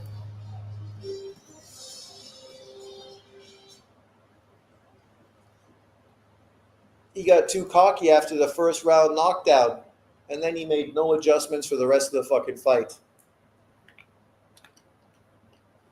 Where are we? Were you familiar with Eglinton West? That's where I went to fucking school. Toronto, Little Jamaica. I went to George Harvey, right? All in that area. So literally Jamaican restaurants fucking everywhere. Across from, what is it? What's the school fucking on the other side? My sister went there. And I went to George Harvey down the road. Uh, York Memorial. York Memorial's there. I was down fucking at George Harvey. I went to Harvey because we had a good basketball program. I probably should have went fucking to Memorial. Then I would have been fucking more of a star in Toronto. not a secondary player, but it's okay. Life is what life is. In hindsight, everybody has 2020 vision, right? Why is Canada so fucking expensive? Because the government is fucking terrible. Carabana in August. Carabana was the best. Fucking getting down there, getting numbers from ladies left, right, and center. Oh, it was easy pickings. Easy pickings. One year I was fucking carrying. What was I? My friends were one of the floats. So I think I was carrying the banner of Marcus Garvey, right? So that's why these guys are so funny. It'd be so funny if there was pictures of me with a Marcus Garvey fucking poster in Carabana in the fucking Jamaican float, right? Like, hilarious. I went from fucking being called a wigger in fucking high school to being a racist fucking in later part of my life. Crazy. NBA players hate playing for the Raptors. I don't think they hate playing for the Raptors. It's the taxes that they don't like. But I think living in Toronto, I think the NBA players like it. Toronto was a great scene. Before the Raptors, when McGrady and fucking Vince were there, they had that fucking group, the Blue Sound Crew. You remember, Federico? The Blue Sound Crew? What was the name? They're like remixing all like fucking, popular like R&B hip hop stuff. And they would put on big shows, constantly play for the Raptors. They fucking blew up because they played for the Raptors, right? So they got tons of attention. And something Blue Sound Crew. I can't remember what they were called, but the shit's good, and it was a good scene in Toronto. I was living in Vancouver back then, so obviously Vancouver was very different. Not nearly the scene. There's no brothers in Vancouver. It was all fucking Indians, Chinese, fucking Caucasians, and who else? Not much. So when the brothers played in Canada, the scene was different. It's not the same clubs. Really different scene. I would always see them at the strip bar because I would go to the bar, the Marble Arch, I can't remember, to watch boxing because it's the only place you could watch boxing, right? So I'd go watch all the boxing events, Patrick Ewing and all the boys there after the games, right? Because that was the place to go. No brothers in Vancouver. Not really. No brothers in Vancouver. Filipinos, right? That's who's running the basketball program in Vancouver. And the Indians, the Sikh dudes are all like 7 foot tall, and the Filipinos are all point guards. Montreal is way more affordable than Toronto, which is crazy, right? Montreal is a great city, fucking great vibes, great culture, great history. But you ask yourself, how the fuck can it be cheaper than Toronto? For why? They're both the two biggest and kind of cool cities in the fucking country. I think if you lived in America and knew actual black people from there in real life, you wouldn't be so judgmental of them online. No, dude, I'm not judgmental of black people. I'm judgmental of those black people that expose themselves day in and day out on YouTube for being racists and race baiters. I don't hate the boxers just because I favor other dudes over certain people. You don't see me hating on fucking boxers. Obviously, everybody has their favorite stylistically and people they prefer. But I have no problem with anyone getting paid. And what I wish is they would actually fucking show some sort of ambition to actually be great. You got to give Devin Haney praise because he's done that, unlike Shakur, Tank Davis, and many others who haven't shown nearly as much energy. Ah, here we go. Where's this dude? Venezuelan. Carlos Utria. 10-0, 10 knockouts. I remember him from last time. Where's Carlos Utria? Where are you, brother? I saw your name. Where'd you go? Carlos. Carlos. There you are. Oh, this is going to be the best fight. If you're not watching now, dudes, you got to turn on now. You got this crazy fucking guy from Venezuela, 10-0. He's going to fight my man, Krenz from Argentina, 15-1, 14 KOs. This shit should be fucking dynamite. Fight of the night. Fight of the night. I'm on holiday right now. There's a bunch of black Americans here, super cool people. Well, I say, people asked me yesterday which country has the most friendly people. I said America. America got friendly people, right? I meet tons of people when I go to the States. I got, oh, fuck it. My man Krenz is throwing hard already. He's letting his hands go. And I have black relatives in America, like in Delaware. So you can't listen to John Boxing and those dudes because they're fucking racists. They're racists. They think because somebody's white, they obviously are racist. But the dudes that are racist are them, hypocrites. They fucking are huge hypocrites. I don't care what color somebody is. If I like him, I like him. If I don't like him, I don't.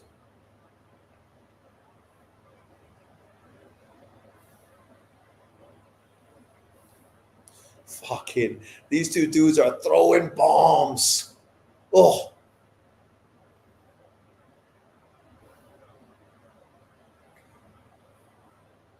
Bombs away.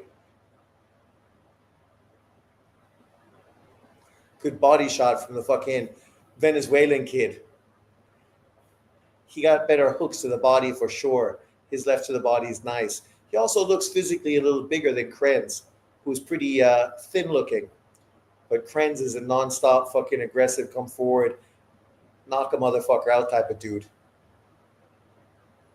But don't stand on the ropes, buddy. Oh, these two dudes are fucking wailing. Wailing.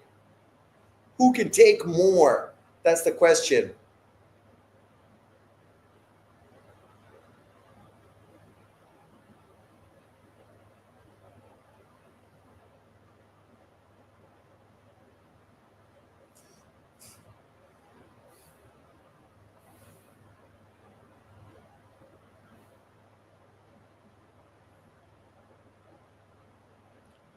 Are either of you guys going to throw a fucking jab? Where's the jabs at, man? Where's the jabs at? Let a jab go. These dudes just bombing away. They think this is Israel versus fucking Iran. Bombs dropping. Oh, did Krenz just get hit in the temple? Did he waver? Oh, great lefts to the body from fucking Utera. He just got that physicality too. He's not too muscular. He looked like he could throw bombs all day.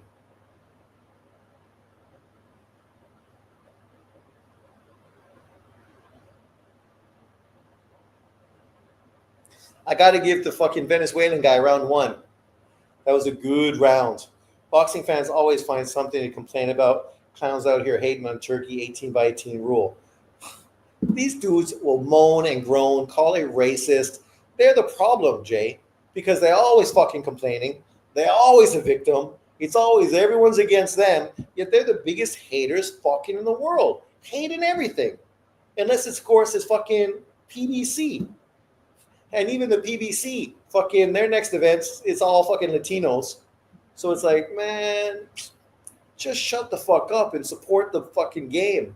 You don't need to be such cringe motherfuckers day in and day out. Oh, I hope the Pacers upset Oak City in a big way, even though I know I shouldn't because my Canadian brethren is playing for Oak City. But, man, I think they don't deserve it yet. They need to earn it. They need to put in some work a little more. And I hate all the fucking fouls he gets. Man, I hate when dudes live on the line. Back in the day, Shaq didn't go to the line as much as fucking SGA goes to the line, and Shaq used to get mugged. Mugged. It's the same way I didn't really like Harden's game. I don't really like SGA. I like Ant-Man way better. Stylistically, way more fun to watch. Yeah, this fight's killer. These dudes are fucking throwing bombs. The question is, whose endurance is better?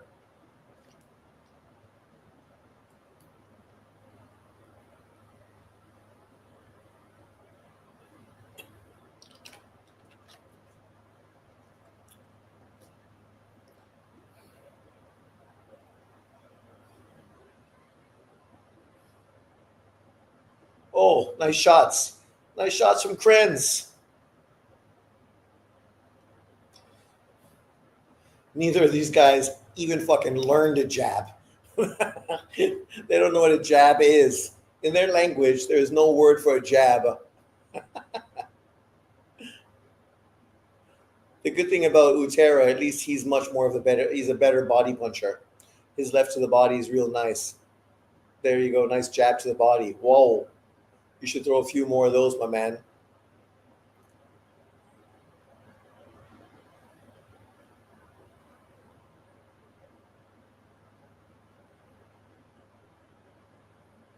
Wow, that was a fucking Navarrete uppercut from the shoes.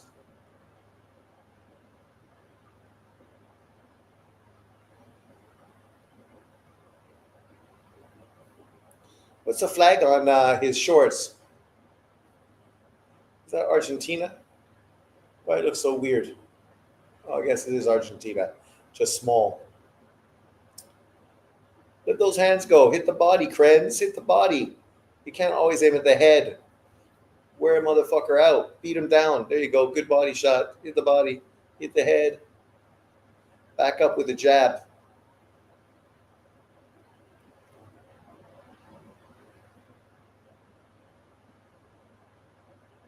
Oh, good jab to the body again from a fucking Venezuelan kid. Venezuela, Colombia. I never can remember which flag is which. Look at him moving now.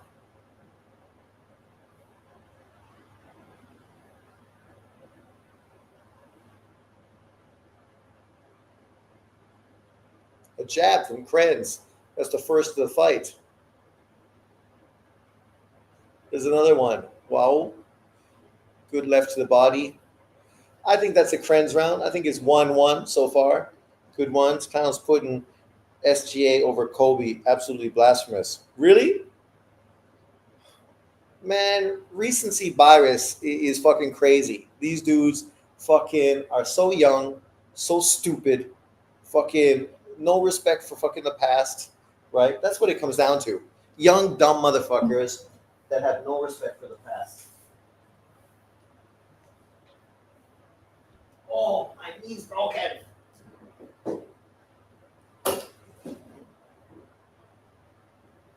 Oh, I'm too old to be crawling around on my hands and knees. That's why my career as a fucking hoe never fucking made it. I need like fucking orthopedic fucking knee pads. Better field goal and the same points per game. See, Jay's the perfect example. Fucking recency bias. You know, literally SGA hasn't done anything yet, but already he's better than Kobe. Dudes are fucking whack. Mental. Let the guy try to win fucking one title before you start fucking hyping him up. I'm sure Jay also thinks LeBron is fucking the GOAT over fucking Jordan as well. Even though I think fucking Bird is a better player than fucking LeBron. And I don't like Bird, but look at the stats since you're so focused on stats.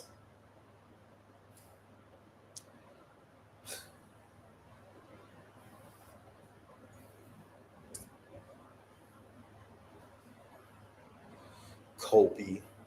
Kobe would fucking tear SGA fucking apart.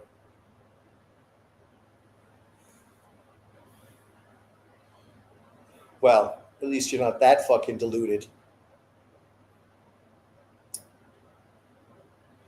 Good jab from the fucking Venezuelan, Colombian, whichever one he is. The pace is definitely slowed down. They couldn't go fucking that hard pace that they were going round one. That shit was crazy. Good combination. He's fighting smart now, moving, throwing, and then getting out. That's probably the best thing he could do against Krenz, who is a little too flat-footed for his own good. But it definitely looks like the Venezuelan's blowing harder. Krenz throwing the big right hand.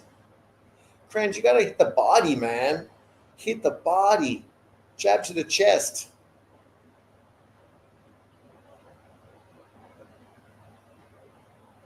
He knows what you're doing. Just fucking lunging and throwing big right hands.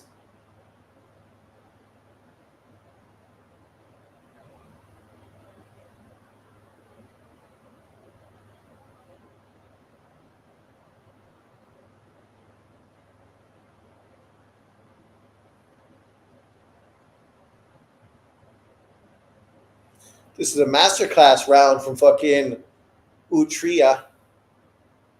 Good defense, good movements.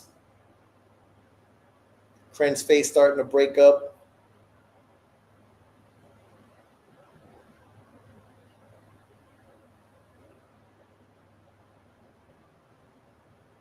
Oh, did he catch him?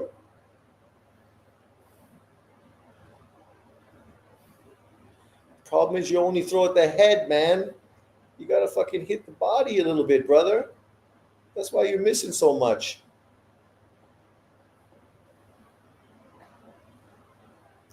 Oh, that was a big round for Utri.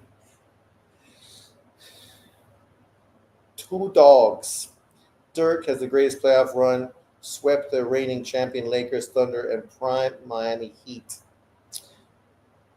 Wade also had a fucking great run as well in his run to the title. There's been a lot of historical runs from players. Oh.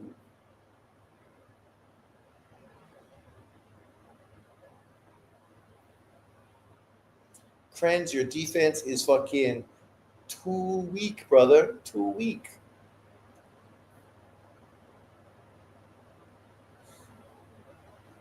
Mars Blackman. Must be the shoes. Must be the shoes, Mars. Must be the shoes.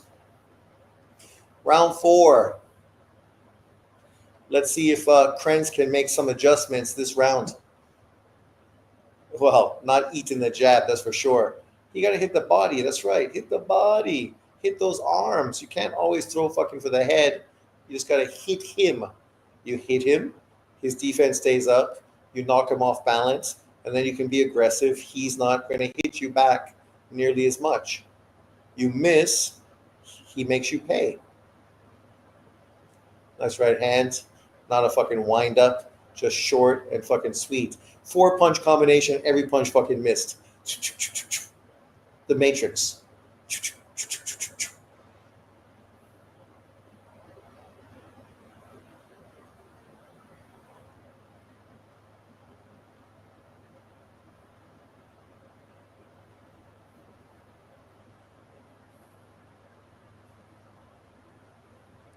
Sorry, Lily. Sorry. Not trying to wake you up.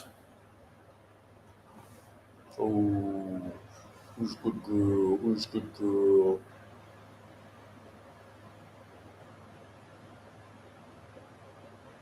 Good body shots.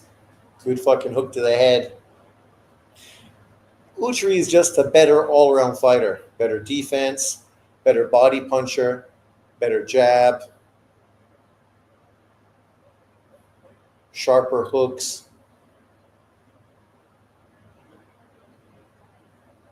Krenz is just a typical Argentinian. Fucking a cowboy. Wild and reckless. Yeehaw, motherfucker.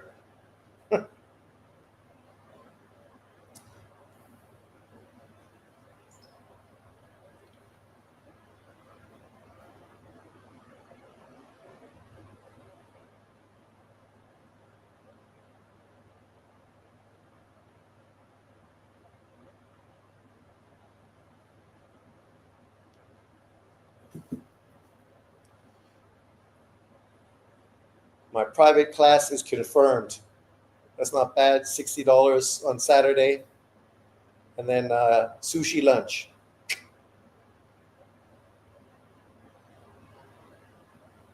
And that's going to be my beer drinking money tomorrow. We got a good Greek restaurant with a nice patio bar. My friend's birthday, so we're going to go there, eat some Greek food, and drink. And my neighborhood is perfect. I live in the middle of the city, so everything is walking distance. Heading to work, listening to Taiwan Sean. Look at John. You should be watching this event, John. It's not bad. Of course, no big name fighters, but a lot of good up and coming young fighters. Exam here. What do you mean exam here? Oh, you sent me the exam. Ah, okay. John's going to work, making that big money, that big coin. John, you got to buy some land, and then I can fucking build a house on it. We can do barbecues in the backyard.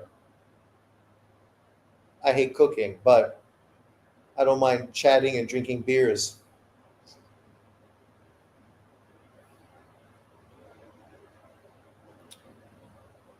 But overall, Riyadh season, round 2. I think the Venezuelan is going to pull this fight off against Krentz. He's just too slick. Too many skills.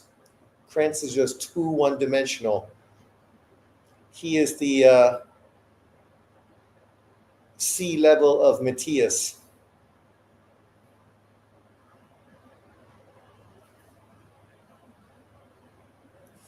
John, what kind of car you drive? With all that oil money. Oil money. John's got oil money. Black gold. Texas tea.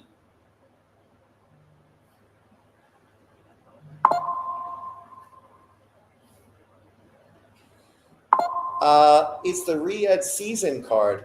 The Grand Prix.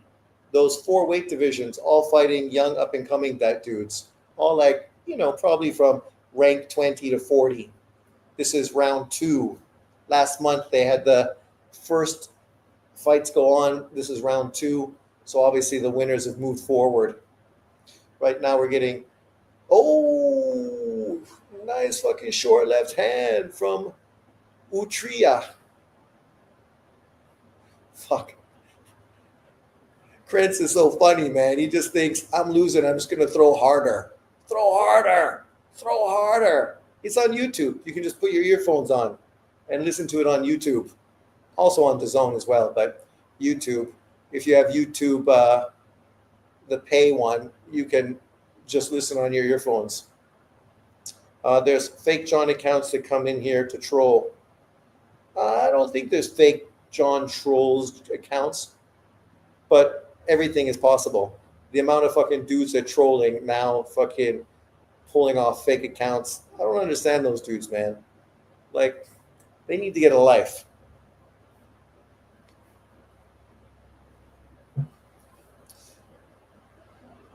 I wish I could fucking have some sort of thing in my computer that would just mark those fuckers and block them right off the bat. Krentz is pushing. Oh, nice uppercut, Krentz. Finally, you threw an uppercut. Nice right hand. Can you throw a jab? Double up the jab. Go in. Throw a hook to the body. Put your fucking punches together. Oh, Tree doesn't feel the power now. He's like, I'm just going to stay here and bomb.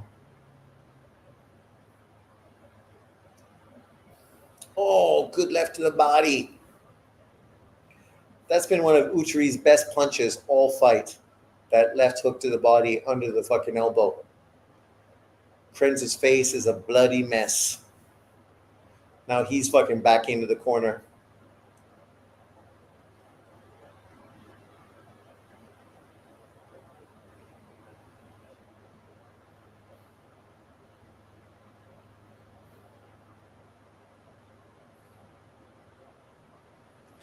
Round 5. Ooh, Utri's feeling good. Feeling confident. Trust me, there is. I went to the comments and saw a John channel that had 3 subscribers.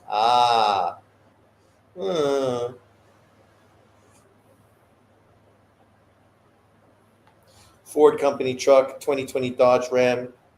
What's a decile? Is that the name? A newer Mercedes and a 215 Ford Edge SUV. So you got four cars. Why do you need four cars when there's only you and your wife?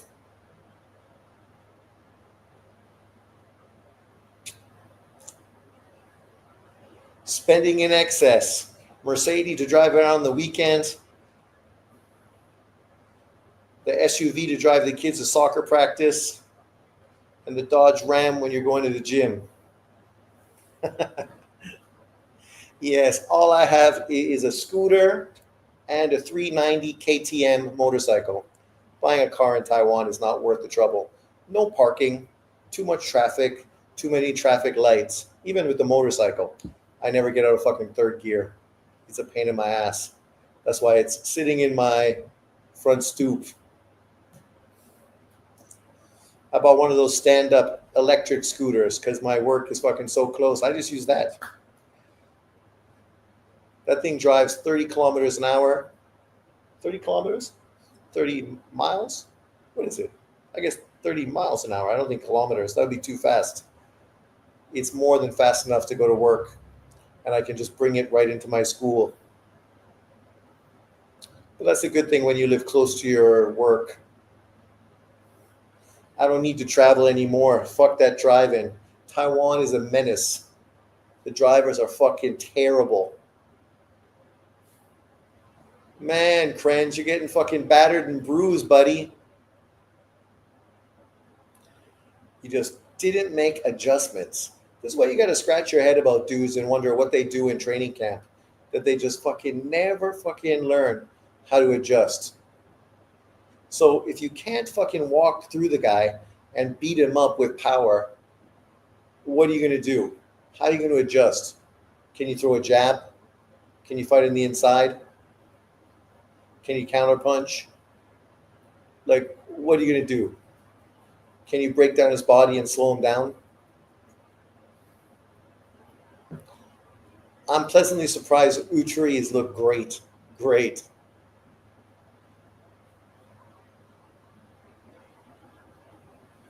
I'm sad that my cowboy is getting beat down. Diesel. Okay. That makes more sense. Dodge Ram Diesel, the company truck I got when I became salary. Does Taiwan have a countryside or mostly urban?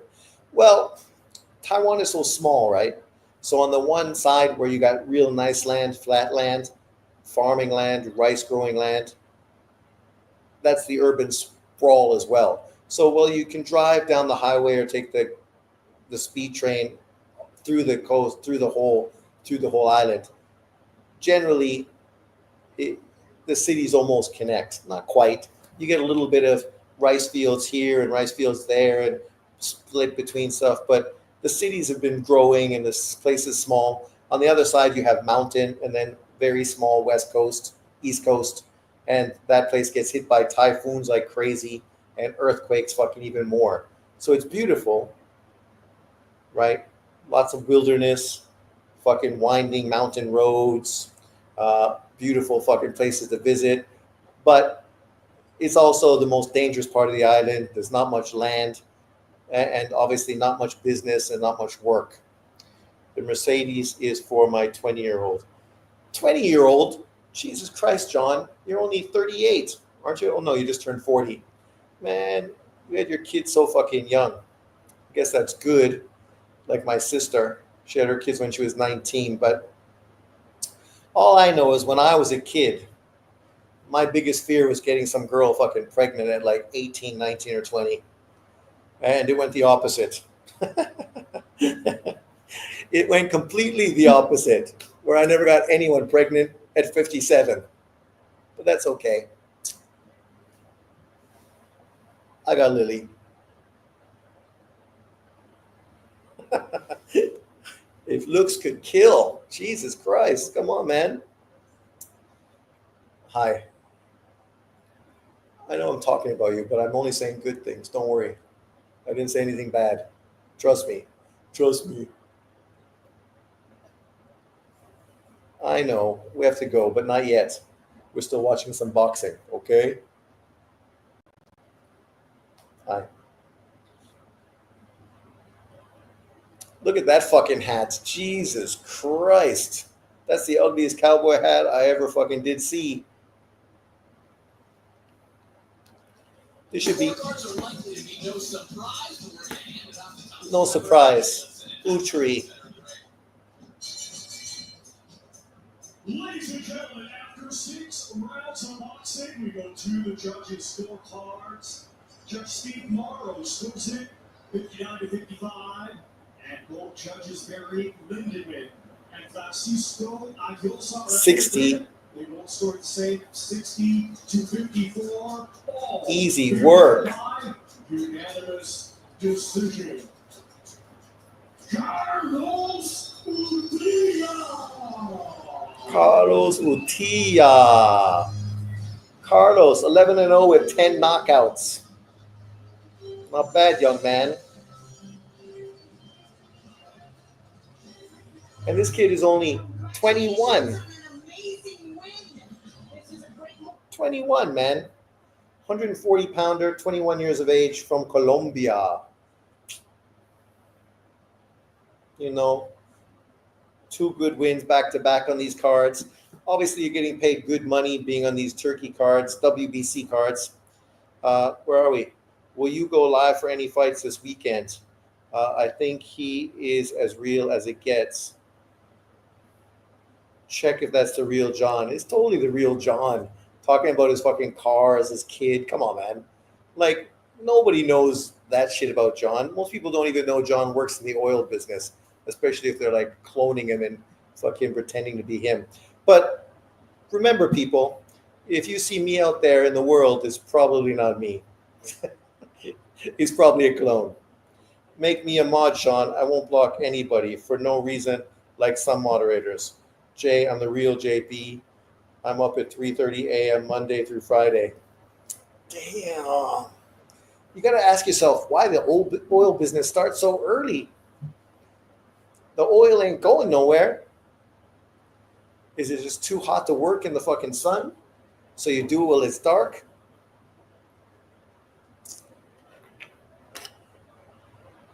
Who's next?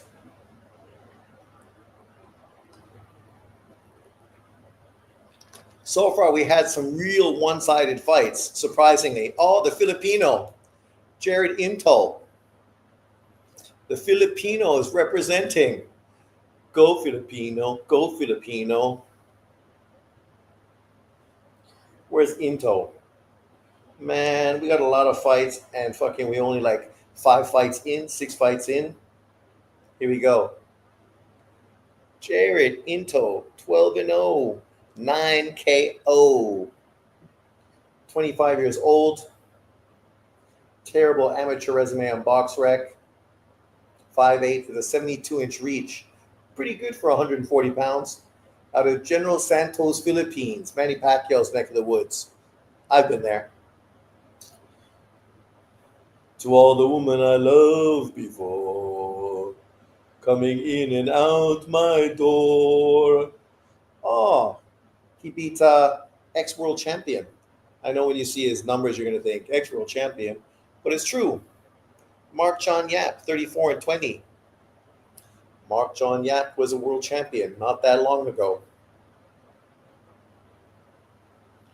Who did he beat to get a world title?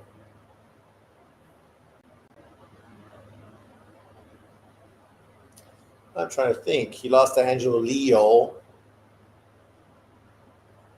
Was he just a contender, or did he win a world title? I thought he beat somebody to win a world title.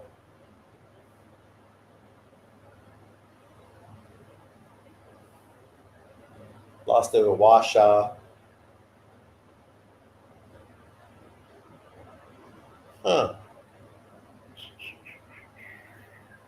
I can't remember, but it is what it is. Who is Ito fighting today? This is the question. He's fighting Kazakhstan? Yes. I can tell by the names. Kazakhstan fighter, 3-0, 2 knockouts. 25 years of age. Good resume. 12-6-2, 11-1, 10-0 in his first fucking three fights, and now 12-0. You fighting this level of competition in your first four professional fights? That's fucking legit, man. Legit. His amateur resume, not bad. 49-24. I know you don't like foundational black fighters, but I think you'll like Derek Scooter Davis. No, I saw you talking about him. I don't know why you say such crazy shit about you don't like black foundational fighters. My whole life, I grew up supporting and watching black foundational fighters, whatever a black foundational fighter is. These new terms just to separate yourself from other black people. Like, people love fucking any excuse to fucking separate themselves from others. This is the problem in America right now. All these fucking pronouns that we need to call people and all these new groups that want to be identified. Round one, Kazakhstan versus Philippines. I will support Kazakhstan. Not that Ito's not a good fighter. I just think the Kazakhstan fighter is maybe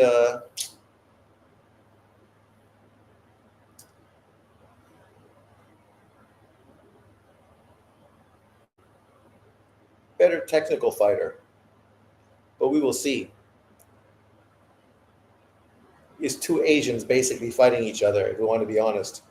I like these Boxing Days on Holiday seaside. Well, that's it. Are you on holiday, hard recoil? Chilling at the beach? That's what I used to love about Taiwan. It's so small. We have a big lake called Sun Moon Lake, not far from Taichung, an hour drive. So you can go to the beach, the lake. It's almost like living in Canada. You get a cabin, your patio opens to the lake, but meanwhile the town is like a 15-minute walk from where you're staying. And you can hear the garbage truck in the morning, which is totally Taiwan. But when you look at it, it looks like Canada. But meanwhile, I can watch fucking sporting events on my phone in the morning, drinking my coffee, sitting on the patio as your girlfriend is sleeping in bed. It was like, man, some great things about Taiwan. The convenience. Who was the Japanese Tyson on the Brian Norman undercard? He's vicious. Yeah, he's a young up-and-comer, right? But we have to see what he looks like when he fights better competition. Because obviously the guy he fought yesterday, it was nothing special. But I think the kid was only 3-0, so I think he's really young still. But he looked good. But we got to see if he's what he can do if a guy doesn't stand in front of him. Like, it's easy if the guy's going to let you fucking hit him, but what's going to happen if a guy has a good jab, hitting you with crisp uppercuts, moving angles, making you pick your feet up? But I'm not surprised he won impressively yesterday. But was that the opponent? Oh, yeah. The guy he fought was fucking game as fuck, too. That fight was stopped way too early because his opponent, that guy was fucking, man, he was game. That guy deserves tons of credit because he was letting his hands go like crazy. That was by far the best fight. Oh, Ito down with the counter left. Again, I call the prediction. Oh, damn, son. Ito, you long-rangey boxer, man. You better use that jab and fucking keep your hands up. These Kazakhstanians are no joke. Round one. The shine is busted off of Ito. The next Manny Pacquiao, no longer. You got to ask yourself this. I know John always says this. He always loves to talk about how the next generation always wants to emulate Floyd Mayweather, which is definitely not something is good for boxing because there's only one Floyd. We don't need a bunch of fake-ass clown dudes trying to be Floyd. But where's all these dudes that should be emulating Manny Pacquiao, right? Philippines is still a third world country, people needing to fucking grind to fucking make a living. You figure they would be having their next generation of great up-and-coming Filipino fighters. But so far, Man, disappointing. Disappointing. So what time is it there? Like 4:30? Round two. Let's see if Ito can do anything to change the pace like the Italian guy in the other fight. He was able to let his hands go. He was good.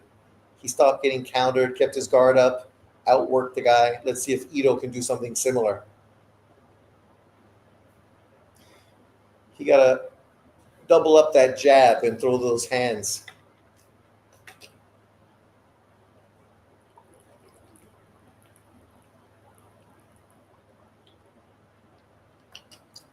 I always wished I had a job that would give me a car. Company car. I went to university with a guy who got a company car in university doing like sales. So he was still in university, but then obviously he broke it in, got a job, not like with Coke, but something, similar. Obviously, marketing and sales. So he had his company car and he was like driving around Ontario selling products. He was like, fuck, man, how do you get that job? Pac was a genetic freak. That's true. That's true. He definitely was a genetic freak, which accounts to his great career. Ito's doing better this round.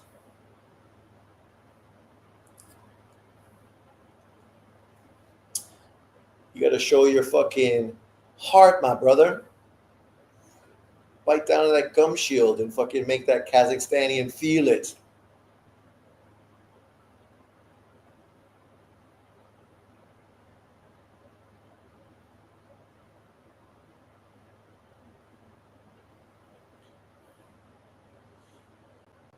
Does anyone know when that phrase foundational black American fucking started getting pushed? I'm surprised John is working today. Isn't today a black holiday in America?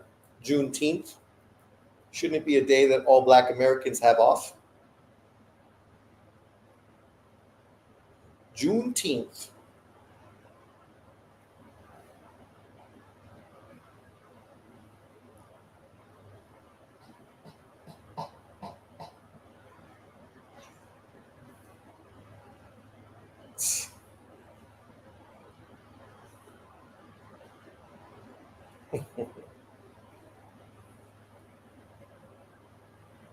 You so lazy. Yes, you. Lazy. Lazy. Lazy.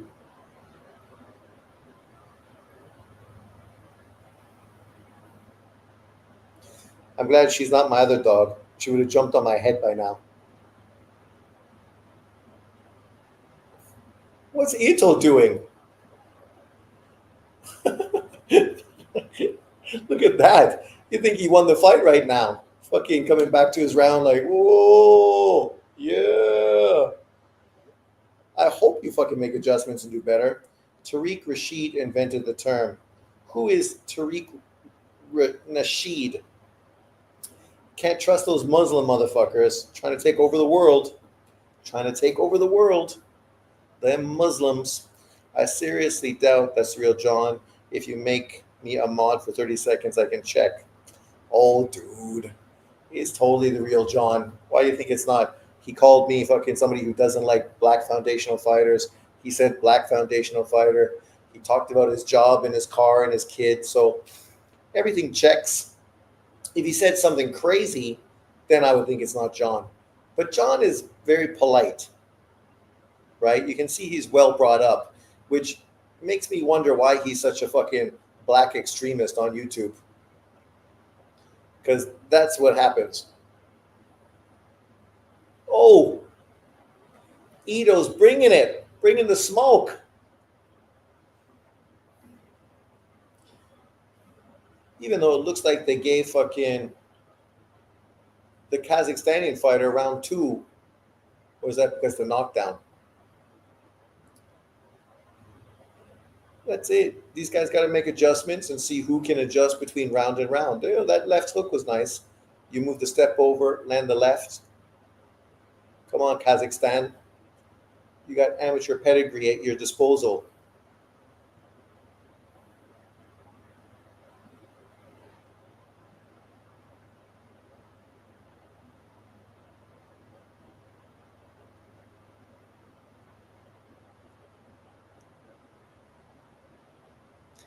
At least this fight is more competitive than the last fight. I can say I'm disappointed. I was hoping Krenz was gonna fucking kill motherfuckers. You always gotta like a power punching Argentinian, but then the power punching Colombians, they're pretty entertaining too.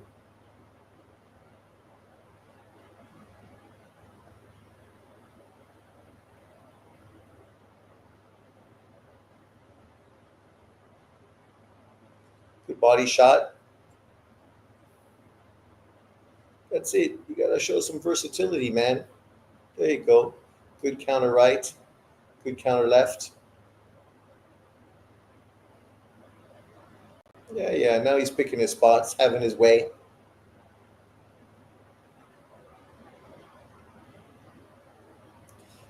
Ito is just not very sharp.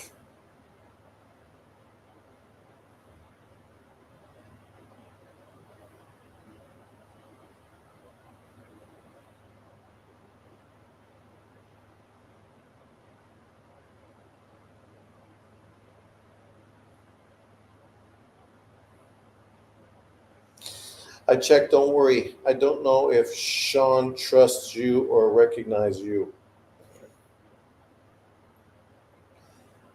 Oh my god, these dudes fucking complaining about getting hit in the head.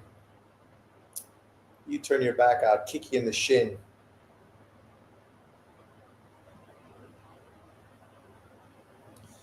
Well, the only problem with adding people on Wrench, I can't do it here. I can only do it on YouTube. So that was definitely a Kazakhstan round. 2-1 Kazakhstan with a knockdown.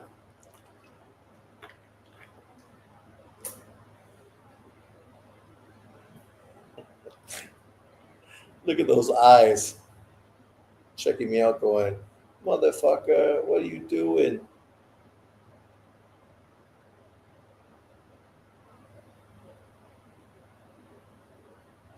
I love you. Love you. Love you.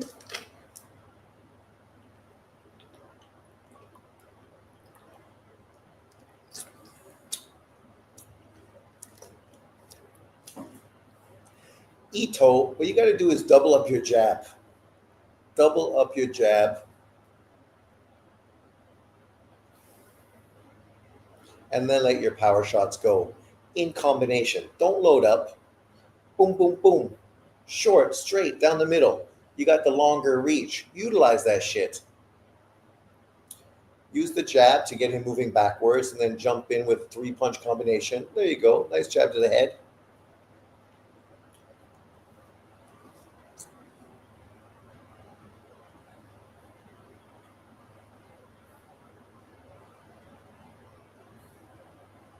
Oh.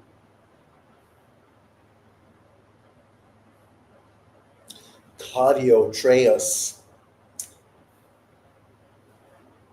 Who's fighting now? Right now is Filipino Jared Into and the Kazakhstani fighter Toltayev. Round 1, Toltayev hit him with a great counter left, dropped him. In round 2, Jared came back, outworked him, and in round 3, Toltayev started to counter punch effectively. And now in round 4, both guys are having some success. Neither one has really pushed their dominance yet. Oh my god, the Filipino dude with fucking the punch behind the head. Dude, you turned your back, man. Come on, there's no fucking point. Oh, come on, ref. Come on, ref. Give me a break. Watch the replay. He picked the angle. The other guy turned his fucking back. Come on, don't turn your back, motherfucker, and you won't get punched in the head. These dudes are fucking ridiculous. There you go. Get the jab going. Show the replay. I guarantee you it was fucking started because Ito turned his back on the fucking puncher. You're gonna give him a fucking round like that. Bullshit. I could be Sean's token black moderator. I'm not racist. There's a black guy in my chat with a wrench.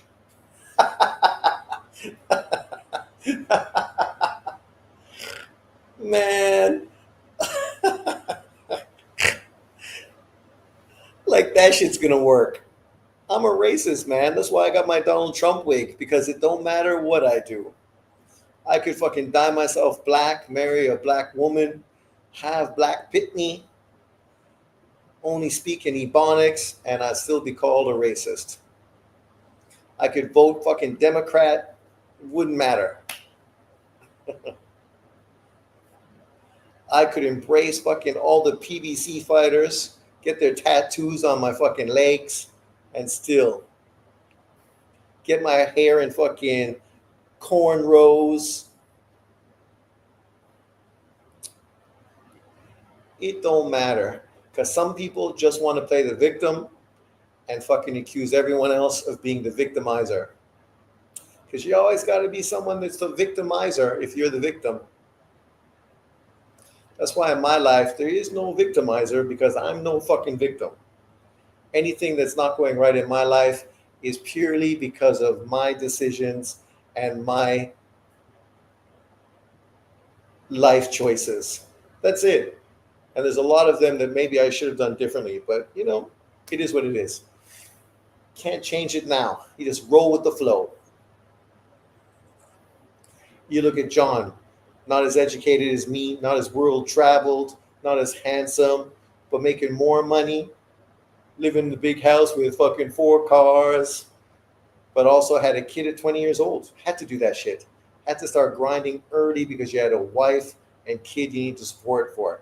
Me, I never had that shit. I had freedom to travel the world, do what I wanted, travel in Africa, travel to Asia, India, travel to Europe, move to Taiwan, stay here for 20 years now, right? You can't do that shit if you're married and tied down with responsibilities. Because I got a dog. So now my traveling has actually dried up now once I got dogs, because even dog responsibility slows you down.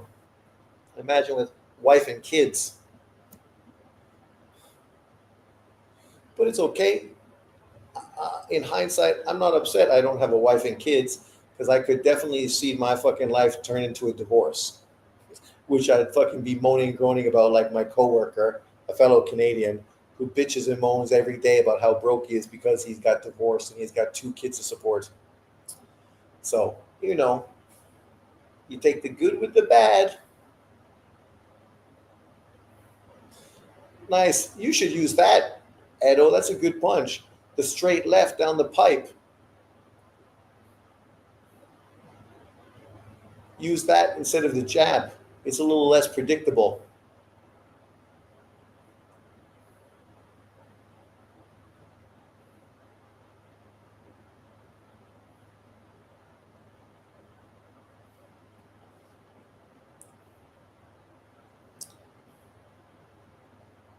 Kazakhstan, you can't keep letting Edo fucking dictate everything. You're going to lose the fight if you just let him keep throwing and you just backing up.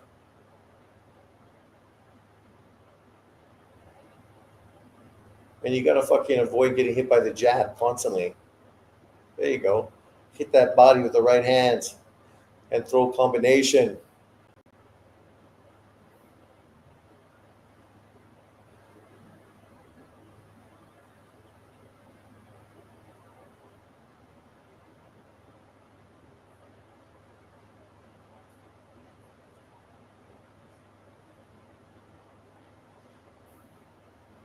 It's a tough life.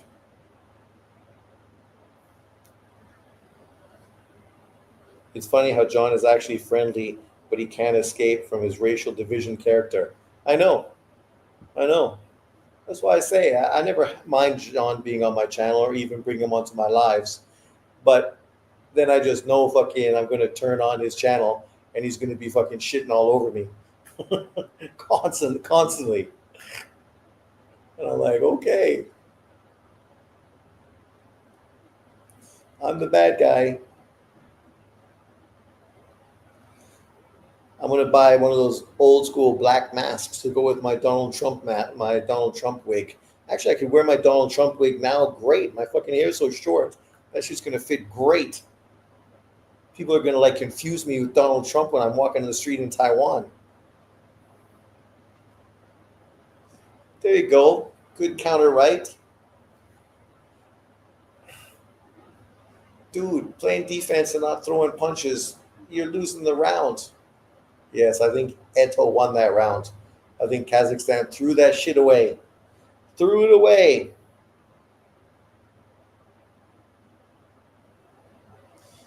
After this fight, I think I will. But depending on how long that takes, then I'll come back and watch the rest of the card. So if you guys are around, you can jump on after, and I will reconnect. But I definitely need to take her out since she's been sitting around from 8 o'clock in the morning, and now it's 8 o'clock at night, so 12 hours.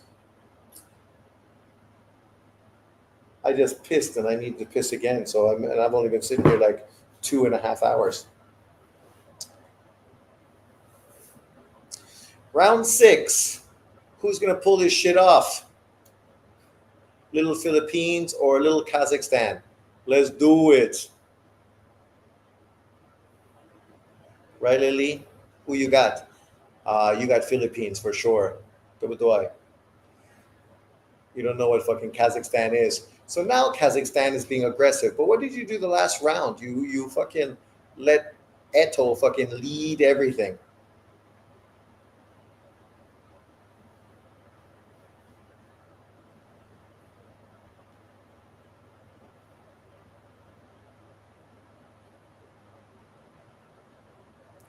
This decision is going to be pretty close, especially with that point taken off, which evens the score, right?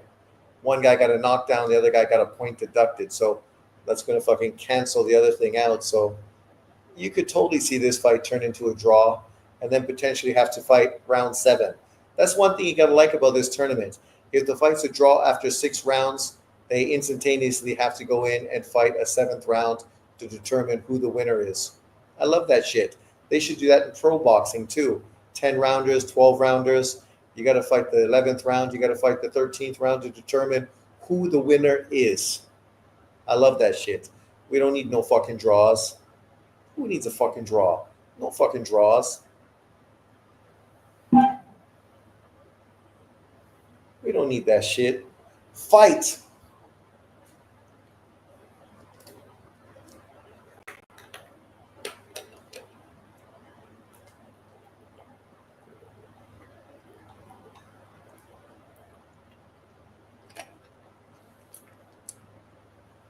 I think Jared Ito might pull this fucking off. Actually, you know the actor Jared Leto? A girl that I went to school with, her sister, slept with her sister. She was an actress. If you saw a few movies, you probably saw her. She was doing something in Jared Leto's there. You know, he sings right now.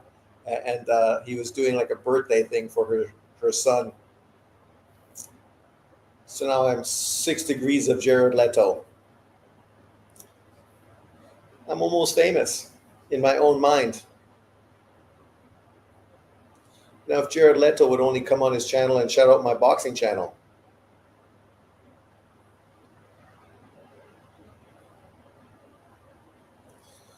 But he probably doesn't want to be associated with a racist like me.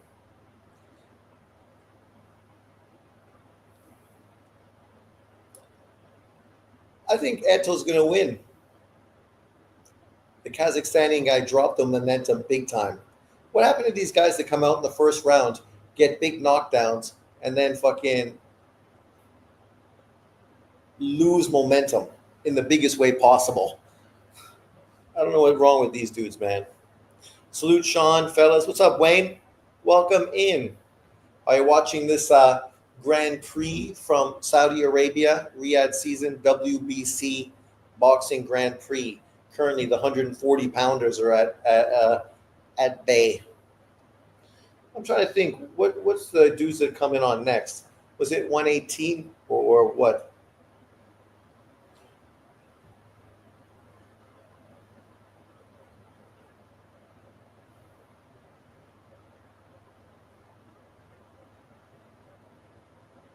What weight division are these motherfuckers?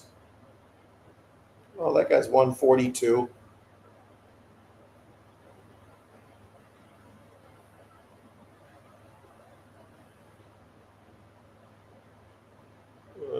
Okay.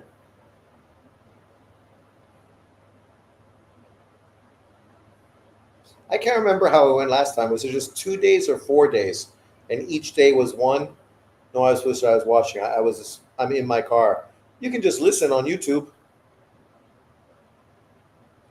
It's on YouTube. Who won? Do we get the result? Still competitive, even though one-sided. Kind of like the rest of the fights tonight. Competitive, but one-sided. Competitive but one-sided. Why? You guys think who won?